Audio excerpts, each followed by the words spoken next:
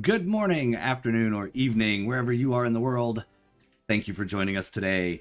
It is United Adventure Company presents Tales from the Loop, the 4 Seasons of Mad Science.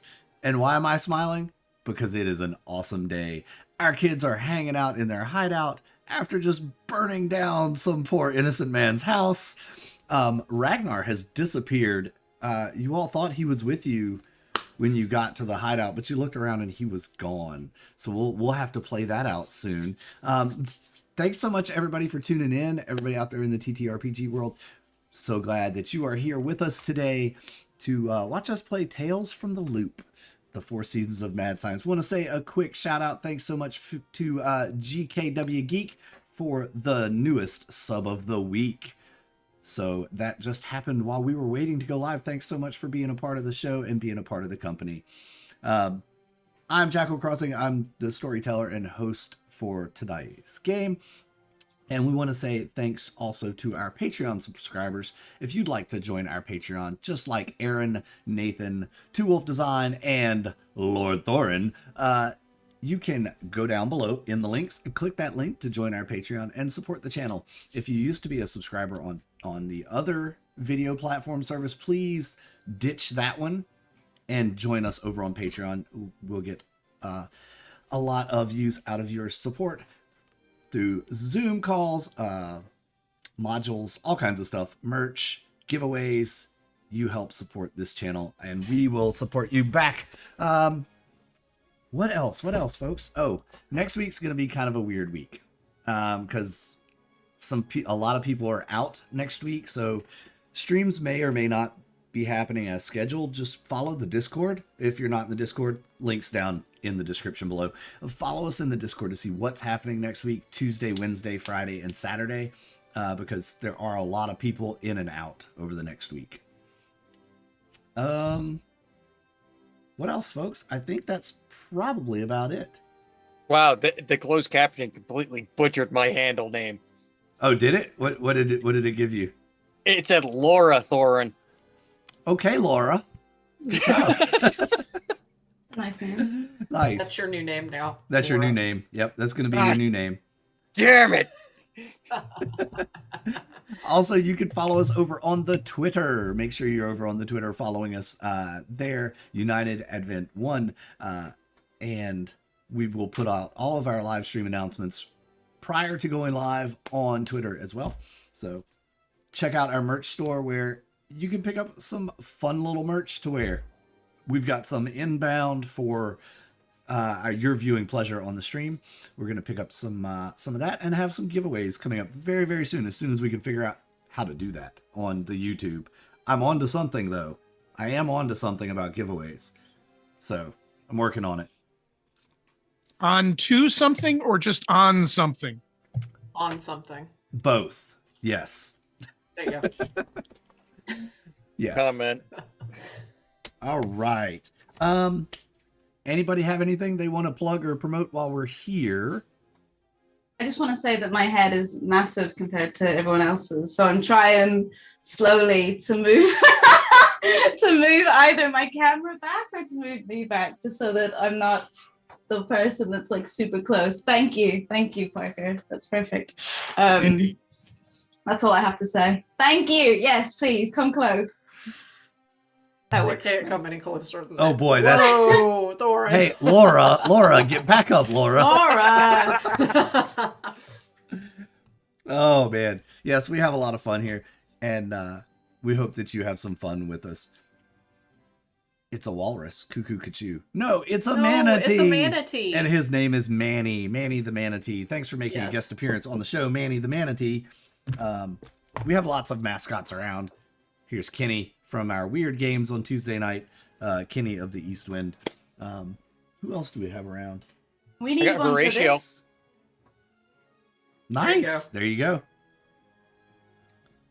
Yes, everyone has their dice. Everyone's ready to get rolling. Oh yeah. Literally and figuratively. Do we do a recap? Yes. Yes. Oh, good. You're going to get a recap. Don't worry. If you didn't go back and watch the video last time, it's no big deal. You're going to get a recap. Good. I would like one. Fantastic. So last time, our kids stumbled upon some interesting things. Some talking birds, a giant pigeon's nest where they watched a bird battle. Then they spotted a young woman watching them and the birds from a distance. They followed her to an abandoned house that was once inhabited by Gunnar, the scientist, disgraced, and he left the loop. Very brilliant scientist. No one knows where he went necessarily, but supposedly he ran off with his love and crush, Lena, to some faraway, distant, fantastic land for their romantic getaway. After leaving Gunter's, sneaking out because the neighbors were spying in, they found themselves heading over to Matt's. That's Matt's, M-A-T-S.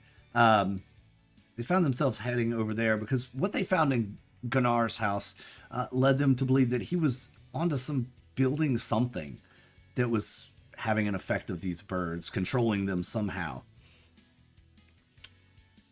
They found some microchips, a dead bird that had been surgically cut upon. They got to Matt's house. They started describing what they had found. And that's when Matt started telling them about Gunnar's research and about some of the things he might be into. Gunnar being a brilliant scientist of... what was it? How did they word it? Science. Yeah, science. And his work at the Loop with cyborg brain implants. So Matt's knew about that stuff and figured this is definitely the work of Gunnar. While he was explaining that to our kids, a ruckus occurred outside. Then suddenly tons of the gulls started swooping into the house through the chimney and attacked Matt's. The children fled. Matt's bravely protected them and shoved them out the door, only to be pulled back and attacked by the gulls himself. As they left, Ragnar and Parker decided the best course of action was to burn this house to the ground. And they did so, running away to their hideout. And as the camera pulled away last time, this is where we'll start the zoom in. The door was sliding closed, one head sticking out, looking, where did Ragnar go? Where is he? I thought he was right behind us. Who's looking out the train car door? I'm looking out. Linda? I am Linda's too. looking out. Linda's looking out. And Liv? I'm like right over Linda's shoulder, like looking out too. Okay, so y'all are looking out, looking for Ragnar. No sign of him anywhere. He's not normally this slow, right? Is he slow? He's not slow. No, not normally, but he does wander off a lot. Oh, he's just Might be went trying to under. find something other than cigarettes this time, though. Oh, yeah. Maybe. Hey Something guys, else what are you talking about? apparently something else to smoke that Parker could use as well. I don't think Parker needs it. He's already a little weird. You know what I'm saying? Those pop Maybe just to rocks. chill out a little bit is more what I'm getting at. Chill out. I'm not cold at all. Should we, Parker, should we go look for him? Should we stay here? What? Who are we looking for? Well, Ragnar. Ragnar's not here. Oh no. Do you He was with us like minutes ago, and now he's not with us. And either he's been taken by the gulls, do or he you hasn't. do you think they got him? I think I so. don't know. What if he died in the house fire? Oh, How could he have died Oh, in he the house might fire have. when he was literally right behind us before we got to the train car? But maybe he went back. Maybe he went back. Yeah.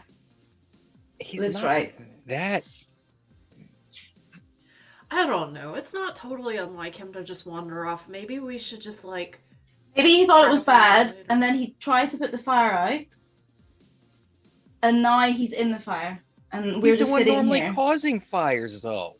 Then he's the right person to put the fire out. That's what he thinks. and now he's in a fire and he needs us.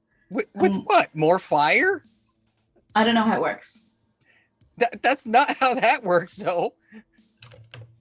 but maybe he doesn't know that. He's definitely not the smartest rock in the bunch, that's for sure. Well, let's give him 10 minutes. But he's got a really cool lighter. Yeah, he's got one of those Zippos. Those things are so neat. The flame gets like this high. You think he stole it? Probably. That's cool. I wouldn't put it past him.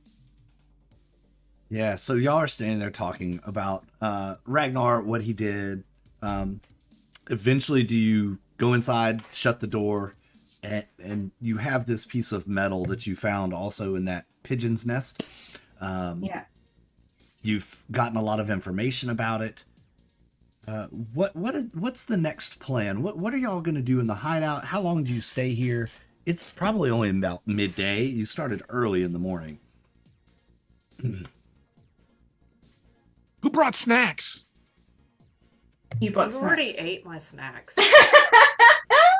The Pop Rocks? What size is Yeah. Parker? Can I ask? I'm envisioning I'm envisioning a big boy. Parker is rather tall and lanky, Oh, okay. but just had a has growth spurt. has the metabolism of a hummingbird. Oh, very jealous of that. Sorry, so what it's about midday. And what's open to us? What's our plan of attack here? We have Parker, you have the book. The book. Was I supposed to bring the book? I thought Liv had the book. Who has the No. book? Somebody had the book. I had the bird parts and the dead bird. Parker and I went to the library. Maybe I have the book. You had the book. I'm gonna look through my bag. I thought it was Parker. Parker has the copies, right? Photocopies. That's The it. photocopies, yeah. Yeah. Yeah. The So microfiche. I'd like to bring out the book so that we can all sort of study it together. All right. And this was the book about the magnetrine ships that you found. Is that the book you're referring to? Yeah. Or is this the book about the bird There's neuroscience? the birds as well. Yeah. Okay. There's two, but I think the photocopies were made about the chips, and I have the neuroscience Yes. bird book that Yep. was Matt's. That's correct. Had to check my notes to make sure as well, but yes, you are correct. You all are studying this book. Go ahead and what does that look like? What do you share? What information do you find? I'm actually going to start taking a look and tinkering on the bird itself. Okay. That is so metal. Like, I want to see what you're doing there, Marcus. Well, now that I got some tools with me, I'll be able to crack this thing open without any issue. Yeah. Books are for nerds. Oh, I like story time. Nice. And I just kind of like my eyes dart side to side. Books are for nerds. Looking at Linda and Parker. Books are not for No. nerds. Like, books are for nerds. That's All not very right. nice, Liv. Marcus, you take the bird and the microchips over to your little tinker bench. Go ahead and make a comprehend roll.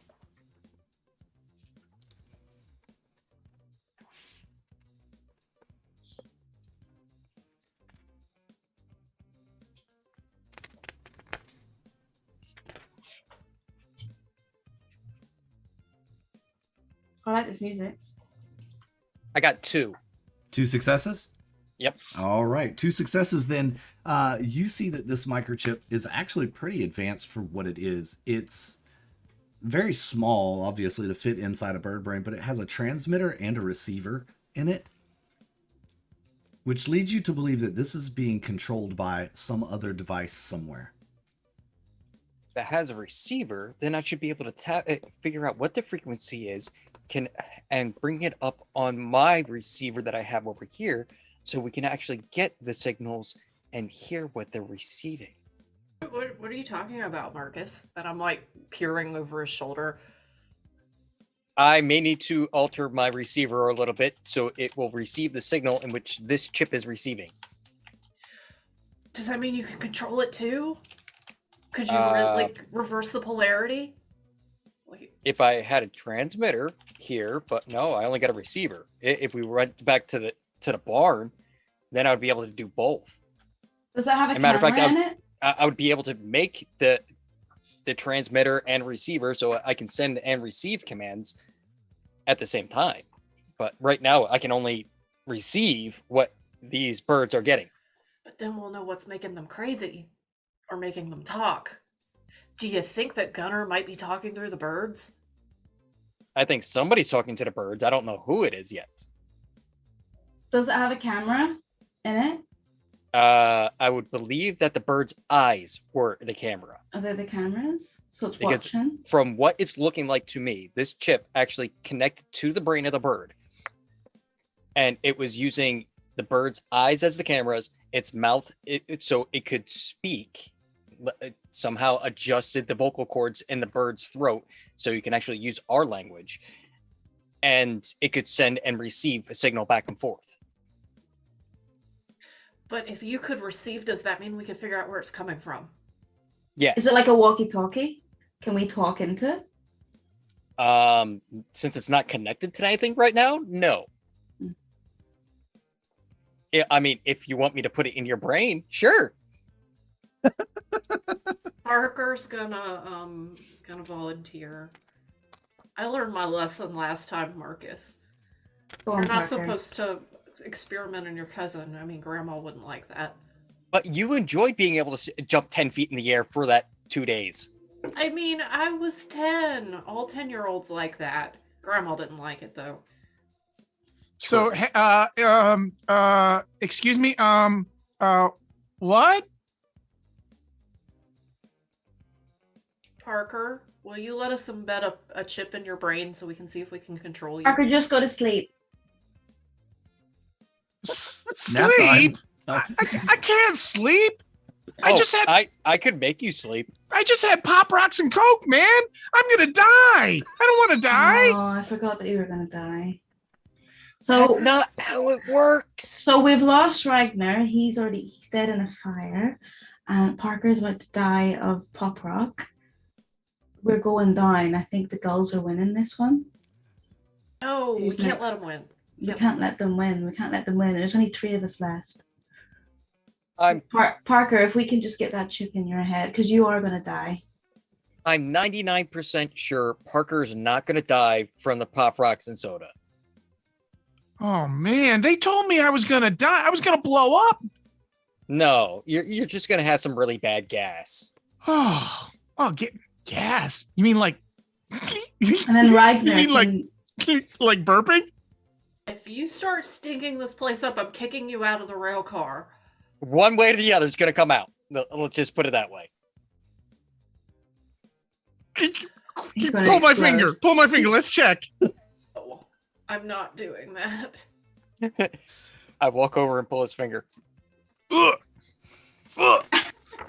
It's not working yet.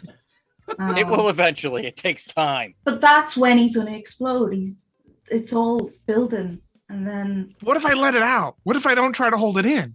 There's 2 things in which that cause that fizzing aspect, and the same thing is in both the candy and the soda.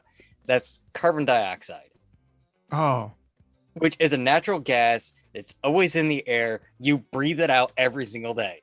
oh, You're fine. okay. Phew. Well, do you think Nice. you could figure out how to send a signal from the birds back to their control center?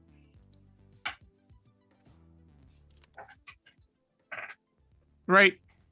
Yes, I could, if we were at the barn. So we Make need to go a back to calculate roll too. You've sat here and explored all these possibilities, so you can make a calculate roll as well. I love this, by the way. This is so great. I love y'all driving the story like it the way it's going. It's fantastic. 5 dice. I did not get a single one. Yeah, you're not Oh, sure how it's working. You can do a luck. You can do a luck. Yeah. Oh, yeah. I will burn my luck point. There you go. So you can re-roll your dice. I just got one. Okay, one. You think that by connecting it to your receiver, you would be able to at least know what frequency it's on, and then you could build a tracker, if nothing else. Because you're not sure what language a bird hears in, so it would probably be squawking and squeaking and ticking and, bird noises. So in order to actually understand what's going on, you would probably have to build a tracker and track it. So here again, I can get the signal. Eventually, after getting the signal, I can build the tracker to be able to track down the source of the signal. Given enough time, I might be actually able to build something more elaborate, but I don't think we have the time for that. Could you hook a speaker up so we could hear what commands the birds are getting? Well, I would have to hook it up to my receiver, which does have a speaker on it. So you could tell us what their commands are. Yeah. You would be able to hear it depending if it's something in which we understand or not. Why don't we try that? Yeah, if we don't understand it, we have that book that Linda has. Yeah, Linda's really smart. She'll be able to understand it. She understands everything. I can probably translate the bird code. I'll be able to. Give me 20 minutes. Give me a little bit. This is going to take some tinkering on my end, so I'll let you know when I'm ready. Yep. I've got a mechanics question. I've got a point of exhaustion. Is that gone now that we're in another session, or do I choose once you spend time in the hideout, that point of exhaustion goes away. So when you leave the hideout, basically, you're hiding out, or if you were to go and have a home scene, something like that, your exhaustion would go away. So sorry. No worries at all. All right, so Marcus goes back over to his bench to start tinkering away with the bird microchip. What's everyone else doing? You do have a supply of snacks, by the way, here in your hideout. You always keep a bag of potato chips, maybe some, a 3-liter of soda. I don't even make those. Y'all remember 3 liters? They were huge. Anyway, yeah. So it's a good thing they made those single servings. Yeah. So the rest of you are studying this book, I guess. Is that what you're doing, or?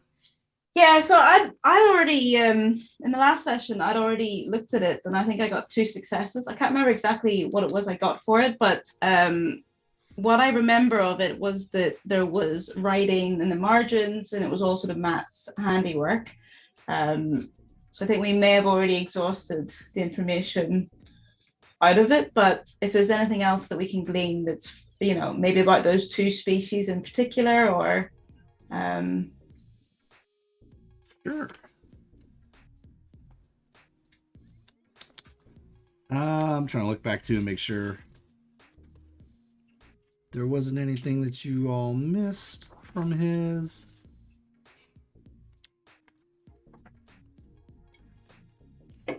Library. Nope, I think you got everything last session, it looks like. Yep. Did you hear that, Beholder? I'm not gonna blow up.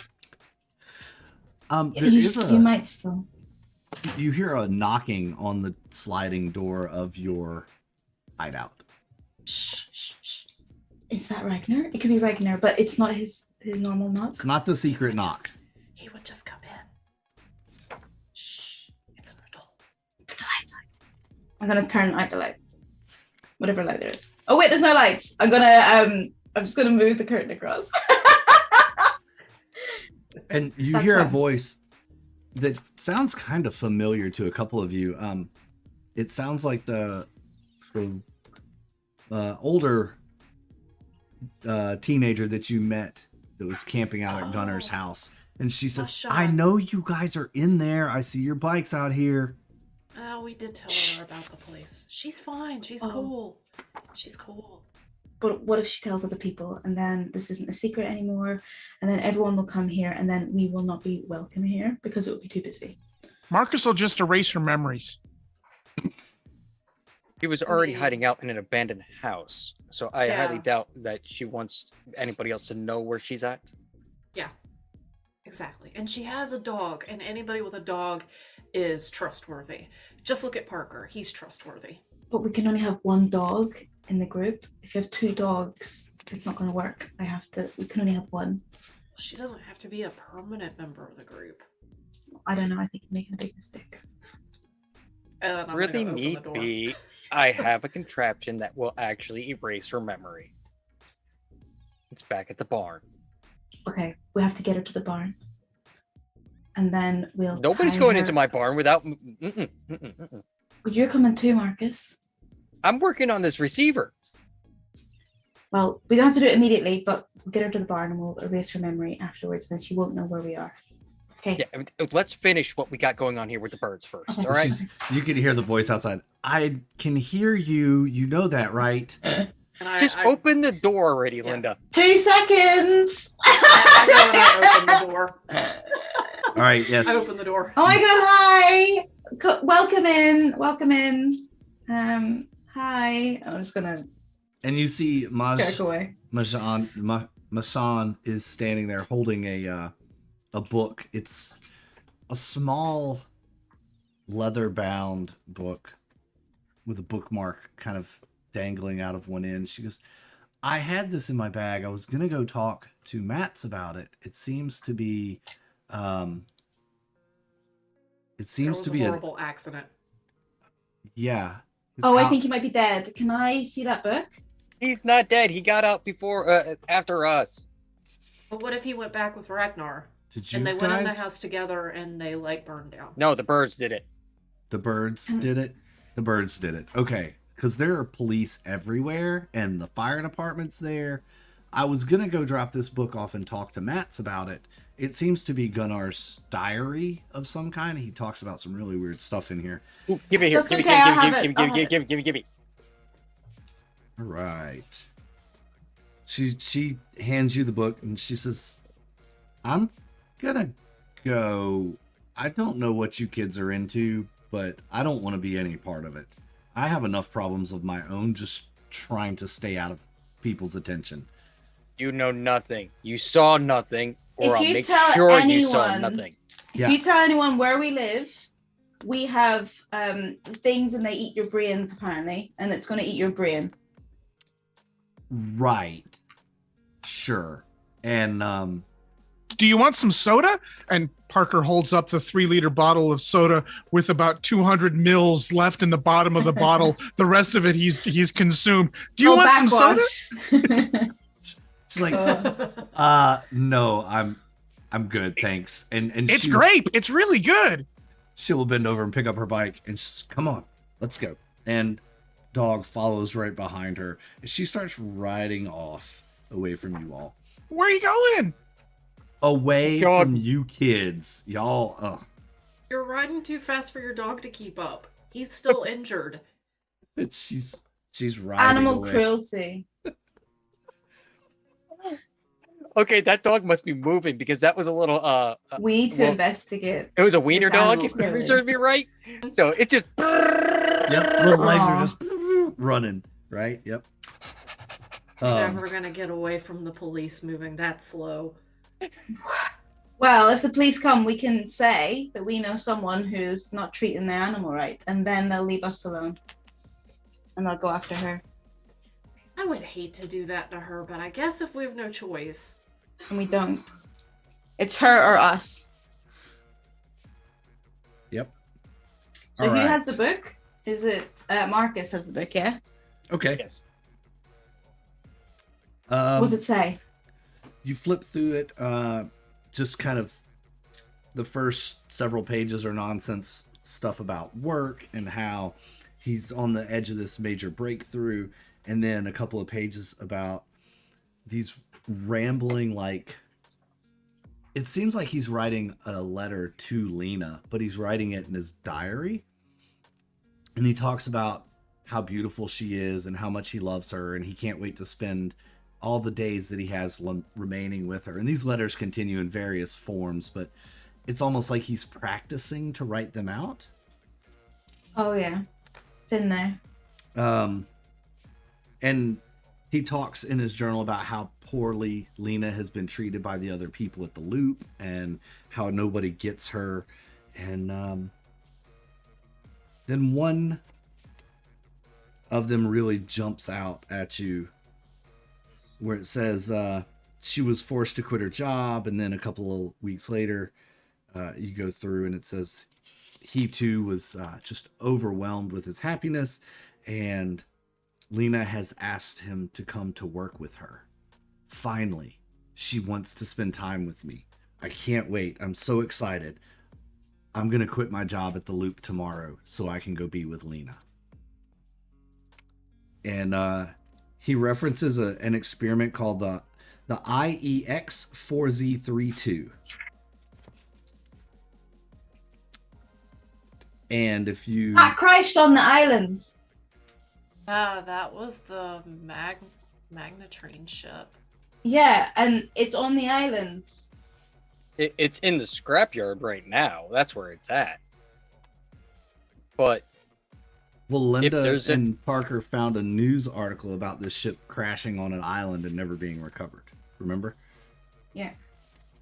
And I pull out the photocopies and go here. See right here. It says the magnetron ship. It's right here. See, it's right here.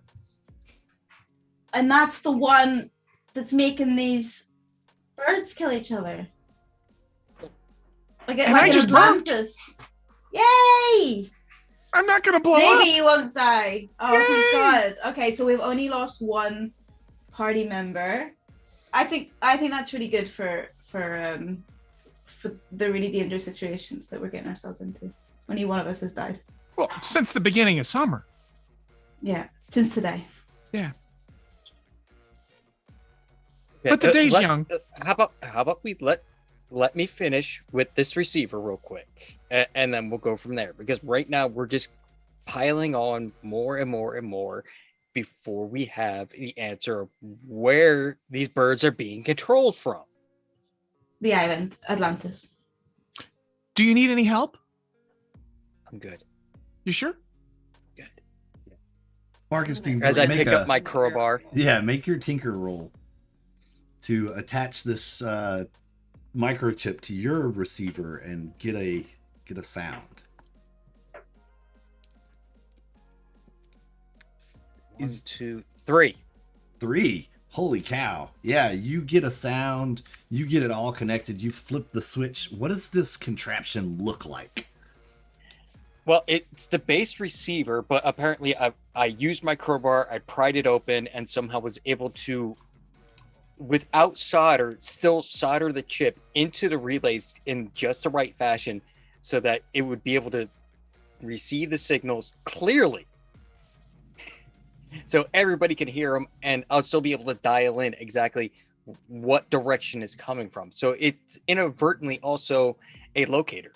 Yeah, so we'll say, how about you borrowed Linda's magnifying glass, and you used the magnifying glass to heat the solder and melt it. I could just see you out in the grass outside the hideout working with the sun beating down, and you're using the magnifying glass to heat the solder and solder the microchip into place. Be careful, we don't need another fire. Because then they'll know where we are. All right, so you have this thing. You mess with the knobs back and forth, and it gets kind of squelchy, and then it clears back up to these clicks and chirps.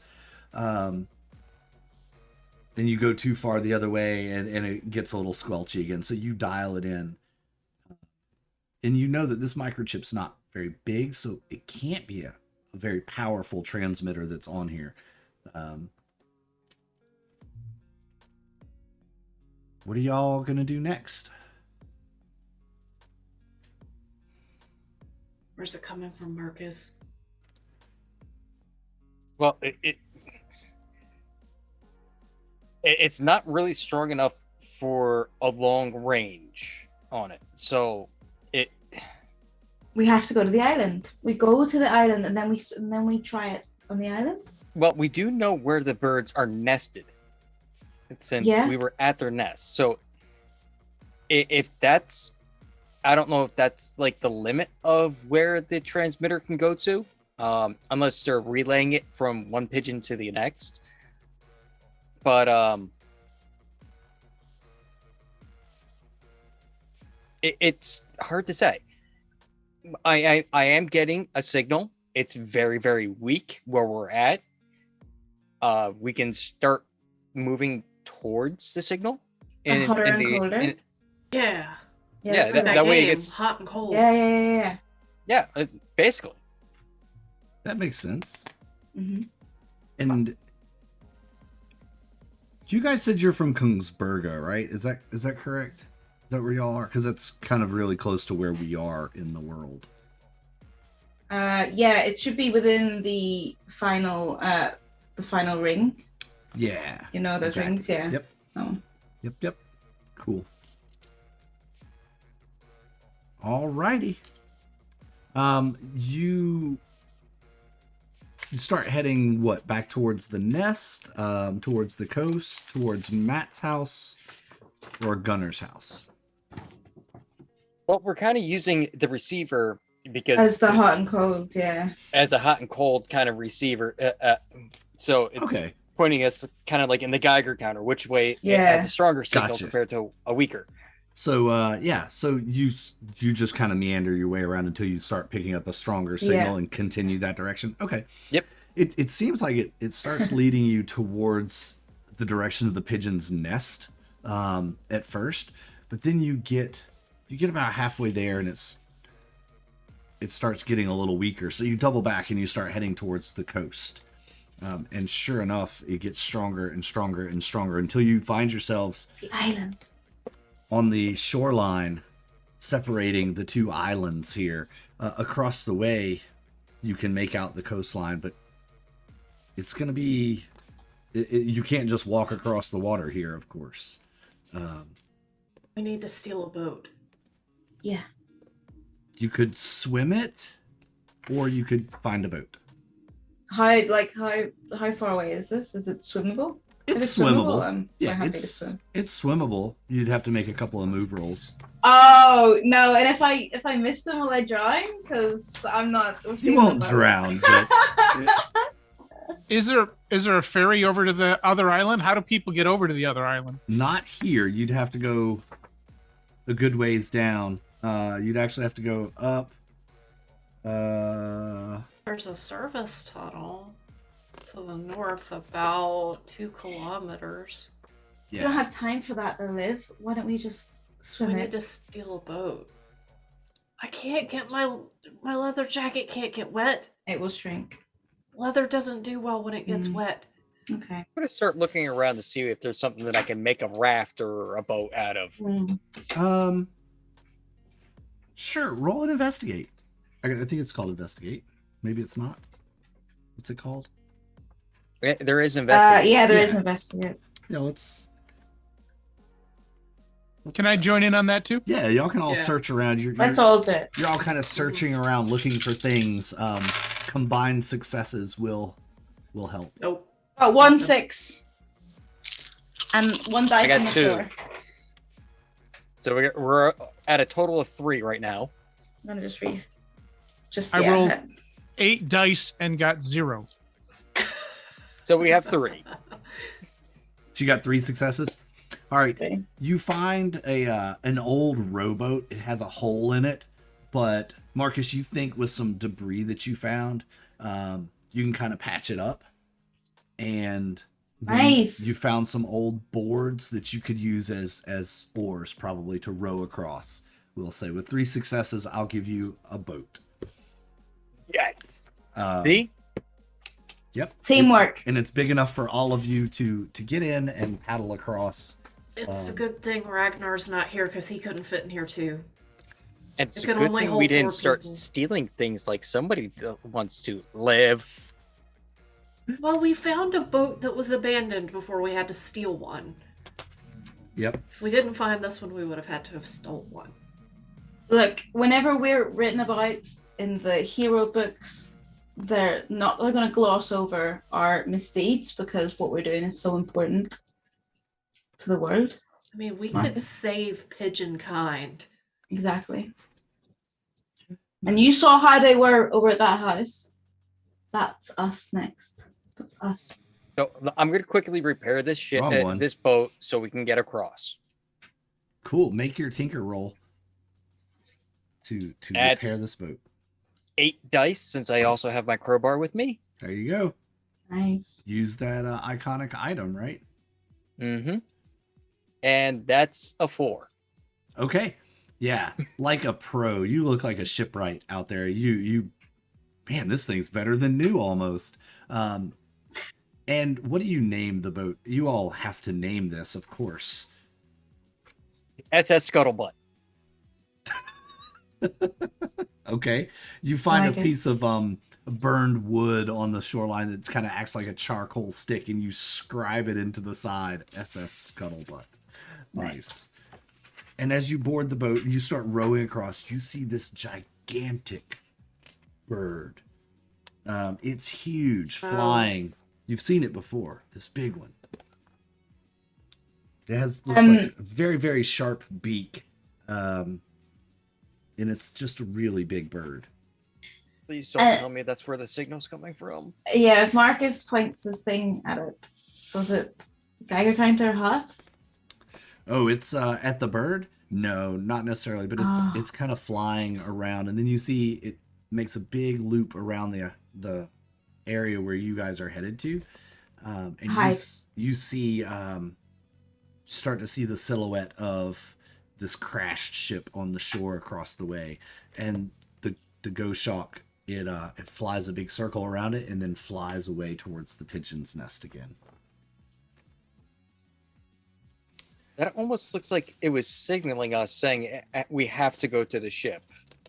You think it saw us? Yeah. That's weird. I mean, well, I point my receiver at the ship. So, Yeah, it's pretty loud. It's coming in pretty strong. No matter how far you turn the dial, you still have a signal.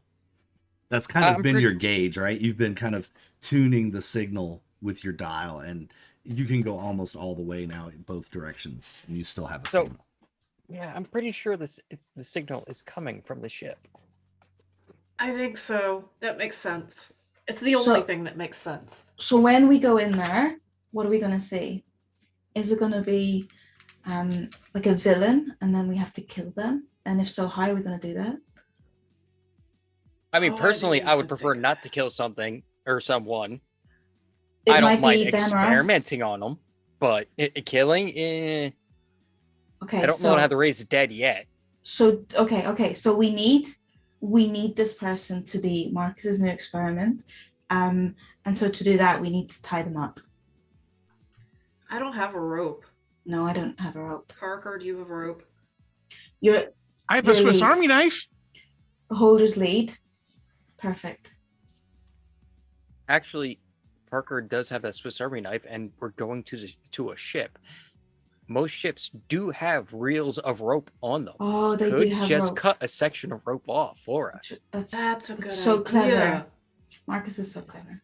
I put a picture of the magnetine ship that you're looking at in the Discord, so you all can kind of see what it looks like as you land your boat on the beach. This is a wrecked out ship. There's debris scattered all over the beach here. Chunks of metal are leaned up against it. You can see vents, hatches, the bridge up above with the windows. It looks like an old freighter, but it's a magnetrine ship. So that's kind of what you guys see as you land your boat. It's quiet. There are no birds around here.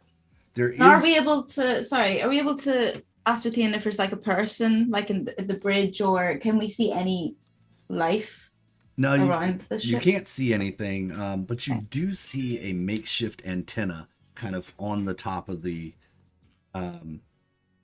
bridge up there, a makeshift antenna. Is that where it's coming from, Marcus? As everything that I can receive, yes.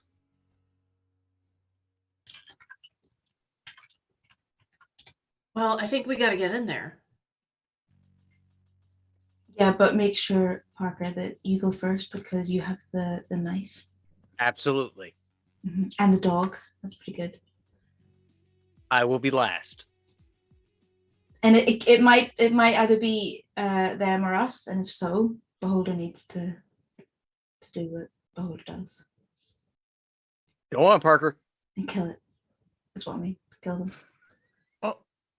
Oh, I don't want to kill anybody. So sometimes you have to. You're an American anyways. You should be used to it by now. Nice. Yep. And go ahead. But I'm only 12. I haven't killed anybody yet. Yet. I thought that was pretty standard for an American. By the time they hit their teenage years, they've already stabbed somebody. But I'm only 12, man. That doesn't happen until, I don't know, at least 14, 15. I mean, how old are you? Well, I'm not Parker, American, but I'm 14. If you're not willing to kill people, Parker, why do you have the knife and why do you have the big eye dangerous dog? Parker, you go first and you have to kill them if they're going to kill us. Well, cause this knife, see, it has a toothpick and it's good for getting popcorn kernels out of your mouth.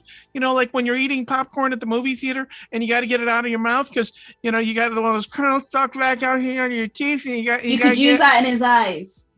You could poke his eyes out with it. That's perfect. You've got loads of weapons. Linda's murderous. It's them or us. I'm not saying that we have to kill them, but I'm saying there may well be a situation where someone has to die, and you know we've already lost one today. So Parker, I'm gonna take the you can have the toothpick. I've got the toothpick out in my hand and the knife in the other one. Okay. And I'm going through into the magnetron ship like this because I Parker, you have to see. I can see. I can just Holder can do it. Holder knows. Let me. He's a seeing eye dog. Yeah, as you guys approach the magnetrine ship, there is a lot of debris. There's kind of a debris field here from the crash, right? So, is there any rope? No, I don't think there's any rope here. There's some cabling. There's like old electrical cabling and stuff like that, but there's no rope. As you guys are making your way through here, you see there are a lot of feathers on the ground. And you did see that Goshawk before. You're moving through. Go ahead and make a sneak roll. Everybody makes their own sneak roll for this one. Shit. Kind of sneaking through the debris field, approaching this magnetrine ship. Parker in the lead. I have one dice, though. My boots are really big and clunky, and I step on something, and the metal scrapes against the other metal. Okay, making a scrapey noise. Yep. Oh, I got one at least. Parker and Marcus both got one at least. Linda and Liv, Parker got two, so he's sneaking. That's one for you and one for Beholder. The two of you sneak through, and Parker looks back and goes, "Step where I step." Right? And in trying to do so, Linda and Liv in the middle, they kind of get tangled up and clang into a piece of metal. Conk.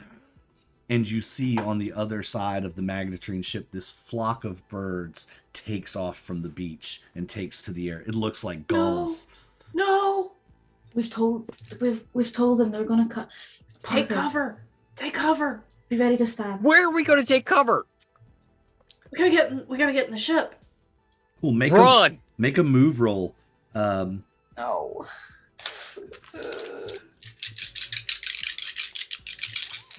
The 6. Yay! Linda made it. I only had one dice roll for that, and it was a 6. That's Unreal. great. I tripped. Marcus tripped. Okay. Yeah, my boots are really getting caught on all this metal in this debris field. Parker, did you make it? I did not. I'm very quietly, carefully, kind of snaking my way, but I'm wide out in the open. All right. Somehow, Linda pushes you all aside. Maybe that's why you didn't make your move. She just kind of shoves you all aside and starts running in. The rest of you are going to suffer a condition. Tell me what condition you think you suffer from this. Are you upset, scared, exhausted, injured, or broken? I'm upset because I tripped and fell on the receiver. Yeah, I tripped and fell, and I got a large gash down my arm, so I am injured. All right. Parker's upset because he's absolutely convinced he's gonna die. Okay.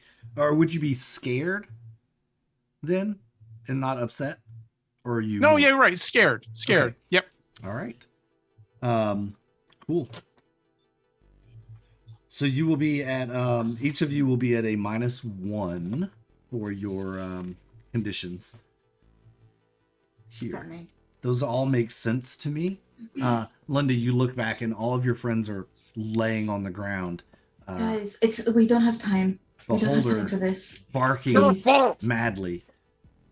Come on. I don't know. Like, there's dangerous birds, and they're coming for us, and you guys are lying down. Come on. Please. You pushed I'm gonna get us up. and we Sit. fell. I'm gonna get up and try Like I said, to run. Okay. Go ahead and make... I'm gonna get up and throw my hands in the air, go, "Ah!" as I run towards the magnitude ship. Of course you are. All right, roll for move again. Yep. Oh no, please. Okay, I got one this time. All right. Got Linda one does now. not have to roll for move. Oh, good. You're Okay. already at the side of the magnetrine ship, and you're kind of fine, hiding. Yeah. Everybody made it? Okay. Yeah. So you all get up and you run, over to Linda. You're like, why did you push us down, right? I didn't push you. You were in the way as I was moving forward. Why did you stop? I should have been wearing my jacket. I'm really. Does this look bad? And it's like pouring blood. Oh yeah. It's okay. It's okay. Take your jacket off, and then can I see like kelp or something? Is there some sort of like seaweed? Nah, not here against the ship. No, it's sand. We're gonna have to wait. Yeah. We're gonna have to wait Parker. when we get inside. Parker, I need you to rip a piece of your shirt off so that I can wrap this up. Maybe the dog can lick it. Oh, That's not a bad idea. And I'll put the. They say dogs' mouths are cleaner than humans' mouths, and I'll put my They're sterile. arm down. Oh, and I yeah. read that. Beholder will totally start licking your cut on wound. your wound. You get up there and you're up against, you see the door, right? The entry door to the magnetrine ship, but there's this large metal beam leaned up against it. How do you want to go about getting in? You would have to either move that beam or climb up and maybe get into a storage hatch on the roof side. I think we should probably go through the top, because then we take the villain by surprise, and that's when Parker can stab them in the eyes. Wouldn't it be more surprising if we go through the blocked door? Will it be really loud? Do you think that'd be loud? Probably, and I go and start we've yanking on already it. been loud enough as is. Between Liv's boots, us falling on our faces, you screaming like a bloody maniac, and running through the ship. And I'm like yanking on the metal while they're talking. Okay. I'm gonna search around and just walk, sneak around the ship to see if I can find another escape hatch or access port or some other way in. Nope, you make a loop around in it, kind of sneaking around the ship, staying close to it so the birds maybe don't see you. This seems to be the only way in, unless, you were to... You've seen these ships around, and you've seen people go in and out of the top hatch. But in that case, I'll try to climb the top of the thing. Okay. Could I could I climb up and then try and look in that window? There Right. seems to be like a little window. So you can In the climb front. up. Yep, there are windows over The bridge. The bridge. Yep, you can Yeah. climb up the beam that's blocking this door, and Parker, you can try to climb up however you'd like to get to the storage hatch. Okay. Anybody else? What's Liv and Marcus? What are y'all doing? I'm helping Liv try to move the beam. All right, so the two of you need to make force roll, and then Linda and Parker make move rolls for me for climbing.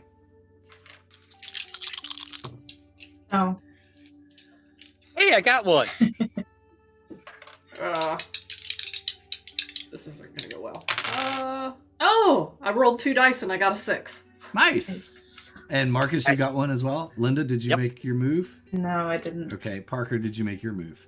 Of course not. Okay. So I like to think that we're like trying to push each other off. yeah. And so I'm trying to push Parker up, and then he's falling down, and he's trying to push me up, and then I'm falling down. It's no. Yep. As the cousins are just rocking the steel girder back and forth. It's gotta go. It's gotta go. We got this. And eventually it does, right? Eventually it does go down and makes a thud in the sand. Somehow, miraculously, it didn't hit anything else on the way down, and it just softly lands in the sand and makes a kind of a gentle thudding noise. Sand sprays up, but now you have the doors there, and you can open it up and slip in. Parker, after you, as I open the door. Go on, Parker. You and the dog. Beholder has a taste for human blood now, so he'll be Oh, more yeah, than that's willing to attack for you. That's perfect. That's perfect. I take my toothpick out and I reach all the way forward and I go through the door, with the toothpick leading. All right. There's a little hallway that leads down and then a staircase up that looks like it might go up to the bridge. And there's a hallway to the right that kind of goes down to a door on the left, kind of in the same area of the storage hatch or the top hatch. It's labeled storage hatch. If I were an evil genius, genius, yes, evil, Questionable. I would go down the hall. But would you not want some natural light? I think No, if because you I don't were- want to be seen if I'm doing something evil. Then you But can if see you're- other people. Yeah, but if you're an evil genius, then you think you're at the top of the world. Mm. So you want to be as high up as possible. Haven't you seen the movies? The evil genius is always on the top floor of the And skyscraper. then you Park- would sit in your chair and you would go round and round in circles. But on the bridge, there's like windows all around you, and you can see everything. Parker heads to the bridge. All right, Parker I'm gonna hooks, follow Parker. hooks a left with his toothpick up the bridge. As you head towards the bridge, you start hearing a beeping noise. Marcus, it's obviously electronic in make. And you head up to the Marcus, bridge. you go first. I'm trying to get you all the map without giving away the crazy stuff. Maybe we should have went to the bottom first. You head up the stairs to the bridge and open the door slowly. You open the door, creaking it open. Make me a sneak roll as you all do this. No. I need to fix this this character sheet. All these things. Okay. My boots are not made for sneaking. No, I'm gonna do a luck point to see if I can Sure. reroll that. I'm concerned. Okay. No. No. My boots, like I'm trying to walk quietly, but it's just thud, thud, Yep. thud. It's thunk, thunk, thunk up the stairs. But Parker, I'm still Not pissed off right. from crushing the receiver because of somebody. That's not fair. If you had kept moving, I thought you were the genius. yeah, you're tinkering around with your receiver as you're walking up the stairs, and it makes a horrible hissing, staticky noise. And Parker, you gently open the door. It moves effortlessly, doesn't make a noise, and you slip inside.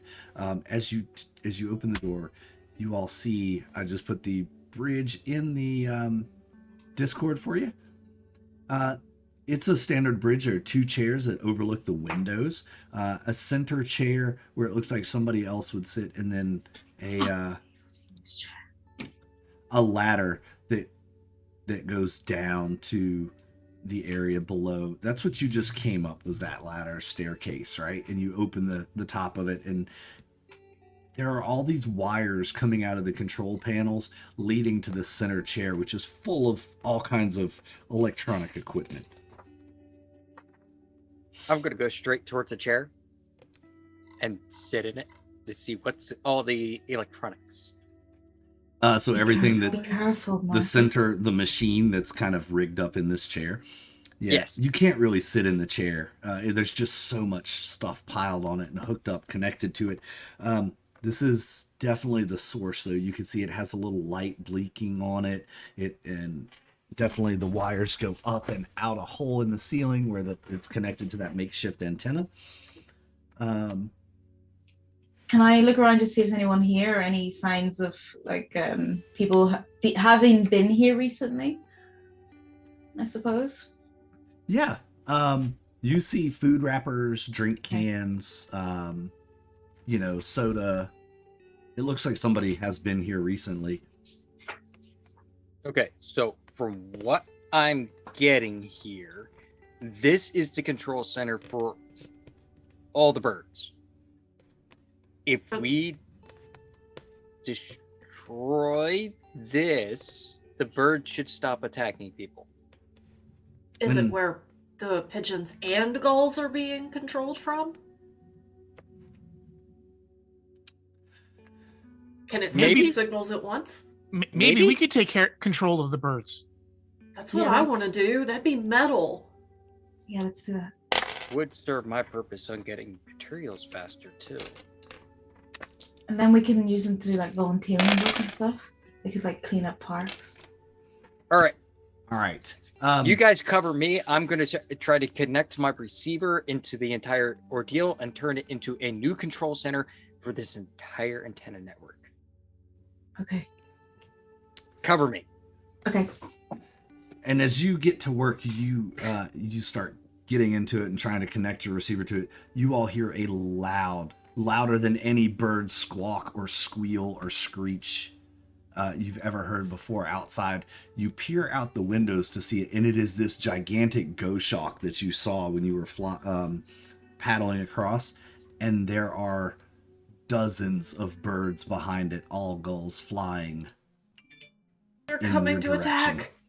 Okay, we need to shut off the. Is there any way in and out? Can we run back down? Can I run back down and try and cover the metal?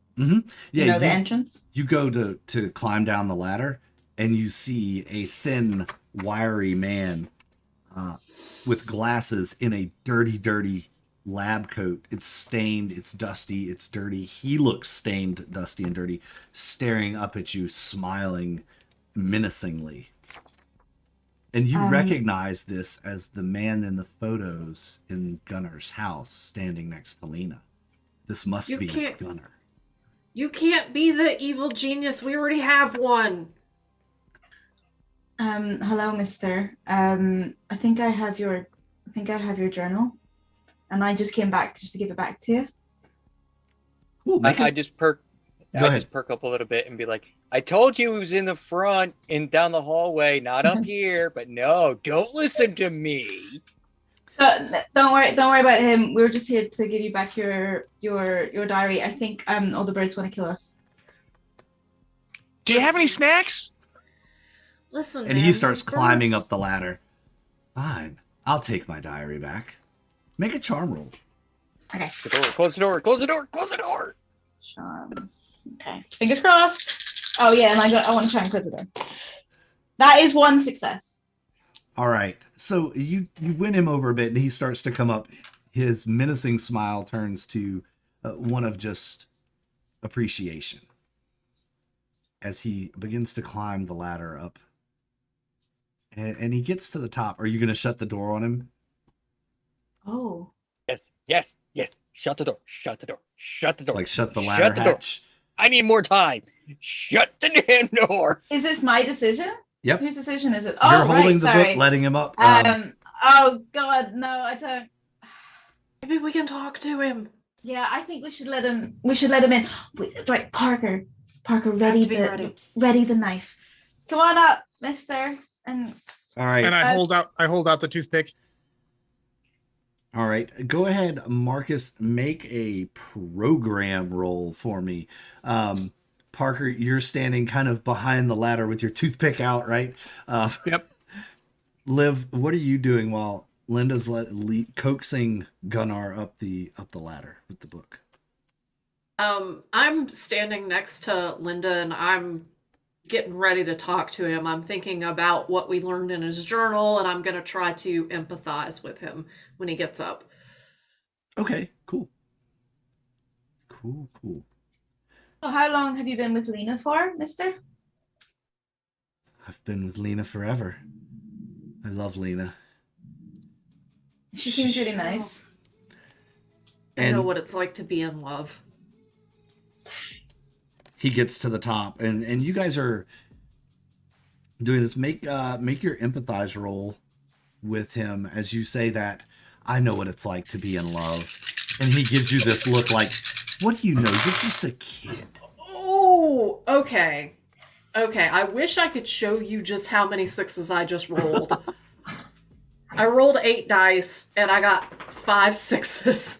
What? Wow. How does this even happen? Oh, You should do the lottery today. I know, right? Wow. So you start telling him, tell us all about Love is great. I mean, I'm in love with this guy. He's just fantastic. His name is Thrasher, and he's just so handsome. I know you feel the same way about Lena, except for she's pretty instead of handsome, because women are pretty and not handsome. And Thrasher's not even that handsome, so she must really be in love with him. shut up, that's Linda. not true. Anyway, Gunnar, I understand, and I know what it's like to be in love, and love will make you do things, and I think love made you build this contraption. a tear falls down Gunnar's face. She was on par to win the Nobel Prize. She was blind to my love. But finally she asked me to come here and do this. And then she left me alone. I'm so broken. I was hoping that I could prove to her that this machine, this dream that she had, I could build it and she would once love me. This No. was her dream? Well, yeah. Birth control? Well, she wanted to show everyone that the brilliant scientist that I am, and I love her so much. I would do anything for her. Where is she Anything. now? I don't know. She left me here to continue working. She said she'd be back soon, but you can't destroy it. You have to let my birds live. You have to. Well, we What are want you the doing? birds- Stop doing that. We want the birds to live. We just don't want them to attack people. They started a fire, mister. And they killed our friend Ragnar. I poke my head up. He- I'm just he taking left that. control of them. Don't worry. We're gonna make them into volunteers, and then they're gonna clean up the park. Do you know how to make pop rocks? He's a scientist. Of course he knows how to make pop rocks. We'll do the pop What are you rocks after kids the- get? You're just trying to distract me, aren't you? While he works on my machine. Stop doing that. What are you doing? And he lunges over for the for Marcus to push him off. We And- have a dog. Yes. How does Sorry, that was really loud. the dog react to this, Parker? How does he react? How does Beholder react? Beholder is a very well trained dog, and so far there has been no aggressive moves made towards Parker. So Beholder is just trying to figure out what all of these monkeys are trying to do here, and why this one that smells kind of funny is and he just doesn't understand. So he's just sitting there watching the show, wondering when the next pop rocks are coming. You fed Beholder pop rocks? No. Okay. That would have killed him. Don't kill your Nice. dog. That's bad. You can So, kill yeah. people, but don't kill your dog. Everyone is cruel to their animals here, and I don't like it. I don't either. Gunnar lunges for Marcus. Marcus, I need you to make me a move or force roll. I'm gonna go force because I'm not moving away from this. Okay. So you want to stand your ground, so make me a force roll. I got 3 successes. Oh Jesus! I'm only rolling 4 dice because that -1. You have Wait a your minute, I got my- crowbar. I do it. Yeah, so that's 6 dice. And then, can we help at all? Like, can we be trying to push him away? Sure. Yeah, this I is... matched you. I'm gonna lunge forward with my Okay. with the toothpick. This is now a I have completely like nothing. even Great. contested roll. This is great. So you two lock up. You've got your crowbar. You're holding him at bay with your crowbars. He's reaching for you. It's like that scene where the bully is holding the little kid by the head and he's swinging away. Right? It's kind of like that. I ended up with 2 successes. Parker dives in. Go ahead, Linda and Liv. What are y'all doing? Well, I tried to come in to try and sort of push him away, but it didn't work. Okay. Am I able to? Can I have a look out the window or just like glance out? What's happening with the big old bird? The birds are starting to swoop down towards the ship. Several of them start Okay. hitting the windows and landing and pecking on the glass. It looks like they're trying to break through the glass. Gotta stop this guy before they break in. Yeah, I'm gonna jump on the guy too. Okay. Did you make me a force roll? Okay. That's not gonna go very well. Nope. Nope. Okay. Parker had 2 successes on a force roll. Marcus says you're holding him at bay with your crowbar. Parker, you lunge, you jump at him and knock him right around the knees and take his legs out from under him. He goes to the ground, and you all are able to hop on top of Gunnar. Go ahead. You got the rope. Marcus, make your tinker or your program roll. Or if you already did, tell me what your roll was. The program roll, I had gotten 2 on it. You got 2 successes? Awesome. You were able to, this is actually a pretty rudimentary radio transmitter, and you're able to change the frequency.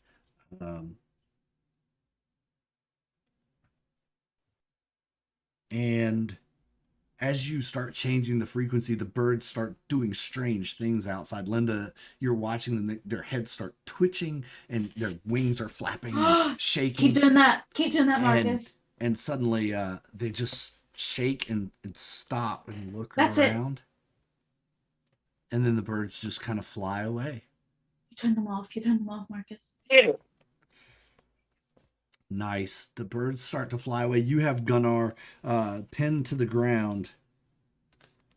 What are you going to do with him? Listen, Gunnar, I Stop know him, Parker. I know what it's like, but you can't hurt people just because Lena isn't back yet. She's coming back, I promise you. Love conquers all. Or she might not come back, but you know, she's not very nice.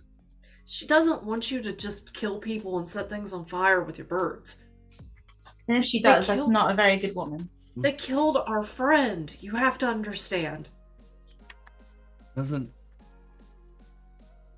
How will she ever know that I love her if I can't prove it to her with my inventions? Flowers, You show her your journal. Chocolate? chocolate. My journal. Yeah, the That's love right. letters in your journal. That Oh, will yeah, win yeah, over yeah, yeah, yeah. anybody's heart. I don't know. Lena loves science more than anything. I don't know that You she's have- capable of loving a person. You don't know that until you try. Yeah. Just like in science. You have a Everyone theory, loves you test it, someone.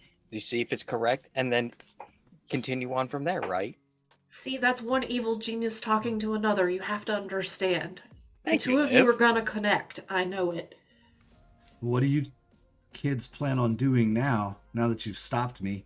You've broken my machine. The birds have flown away. Lena will never know how much I love her, even if I show her my diary. Mr. Gunner, sir, wouldn't it just be easier to put a chip in Lena's head, and that way you two could Her. you could be in love together forever? That's a great idea. But he can't Parker? even find her. Parker, that's what I want to do to you. I should That's get one not of those what chips he for should do. Thrasher. But I don't love you. Not You yet. will Not be like my that. minion. I need a chip for Thrasher too, Marcus. Make sure you save one. I am not gonna chip everybody in town to make them love people. And Why not? You Gunner- have the power. Gunnar looks at all of you and he says, I've learned something valuable from this. You can't force people to your love. But It's you could true. try. You were really close, though. But you can make robots. No, Lena will never. And they will love you. Lena will never. She will never see me for who I really am. She's probably moved on. I too shall move on. Thank you, children, for helping me. Maybe we can find you another girlfriend. Once word of this gets out, I'll be a disgraced name here. I must move on somewhere else to find Well, a new place. we won't tell anyone. We won't We- tell anyone. we're really good As at long keeping as we can have the secrets. ship. Yeah. If we can come and play here sometimes, that's nice. And if we can ask for your help sometimes. Get the But we train won't tell car. anybody. I want the ship. You can Okay, have but- the ship. It can be your new hideout. It's fine. But Does it still fly? No, sadly. The navigations were destroyed when it crashed. I can fix this. I must move on to the next stage of my life. Perhaps some new laboratory will thought- take me. Have you thought about rats? Maybe you could move on to rats. Or little tiny ants, and then they can go into people's bodies and they can I don't know, like move around fat and stuff, you know? Oh, I know. You know Maybe what I'm saying? fish. Yeah. Ish. Why don't you just use the technology that you have, that you've perfected, and we know is perfected because you've used these birds against people, and actually have them do good for our community instead Yeah. of attacking. That Oh. way you won't. That way you don't get disgraced, You see, Linda had a good and you can idea. still move on. that's Make kind them of the clean problem. up the park. Cleaners, cleaner pigeons. I didn't really have full control of the birds, only some of it. So I can't. Well, then it was looks an like you're, experiment. It's still in work, you know. well, you've already have a positive success on your experiment, so might as well take it to the next step and do something positive with it. I mean, You're- I built a robot that protected Parker from being bullied, Yes. Yeah, and it almost worked too. and now I'm working on Mark II. Perhaps you're right. Perhaps I should refine this technology in the laboratory before I Yes. release it into the world. Thank you, children. Can you name it after us? What would you like it to be called? Linda. Scuttlebutt? Just call it Linda. Linda's boring. Call it Scuttlebutt. Yeah. Name it after our ship, Scuttlebutt. Yes. Ah, Or Beholder. You could name it Beholder. Beholder. Ooh, Beholder is even That's better. such a good name. I like that. I like that. Beholder. Name the technology Beholder. I like that. He drops his head. He bends over and picks his diary up, which landed on the ground. Frustratingly, he kicks at the machine and he heads down the stairwell. Down the ladder well. Back. And you kind of see him as he walks away. He's got a suitcase in his hand. And you watch him out the windows and he walks across the beach. So No way. sad. And you realize about that time that it's actually gotten pretty late in the day. You should probably be heading home soon. But there's still what happened to Ragnar. You don't know. We have to go to Ragnar's house next. Maybe he made it home. Maybe he didn't die in the fire. He just got badly burned. We could go to the hospital and see if he's at the hospital. He's probably dead already. You But guys can do yes. whatever you want. I'm gonna go back to the barn, collect what I need to come back here, since we got the boat now, so I can work on fixing the ship. So we're not using. Well, actually, I could connect the ship to the train car, and then And we'll then you have could take it wherever. Exactly. We will have a completely mobile base, so no matter where we need to go, we have our base with us. That's awesome. We could go wherever we want it. You're a genius, Marcus. Do you think that all adults are really sad like him? Yeah, I think so. Yeah, I think that's really sad. They're all like helplessly in love with their girlfriends, and then they're all like sad in the meantime. or they start drinking too much. My dad's not in love with his girlfriend. He's in love with my mom. Is your dad has a girlfriend? That's scandalous. It's like That it's is like you saw scandalous. Mr. Anderson. See, it's a thing. All adults, they all drink, they're all sad, and they're all in love with their girlfriends. Even But when they aren't shouldn't you be. in love with Thrasher? Yes, I am, but I'm not an adult. And she's not sad. With I'm not Thrasher, it's sad. And Thrasher is not in love with her. And that's a very important distinction. He'll notice me one day. I Not know all likely. the songs on Number of the Beast, so he has to know that I'm the most metal and that I'm worthy of being loved. I'm Wait. pretty sure he's scared of your father. You Oh. you know Number of Your Beast? I my mom won't let me listen to that album. I'll let you listen to it. You should come to my house.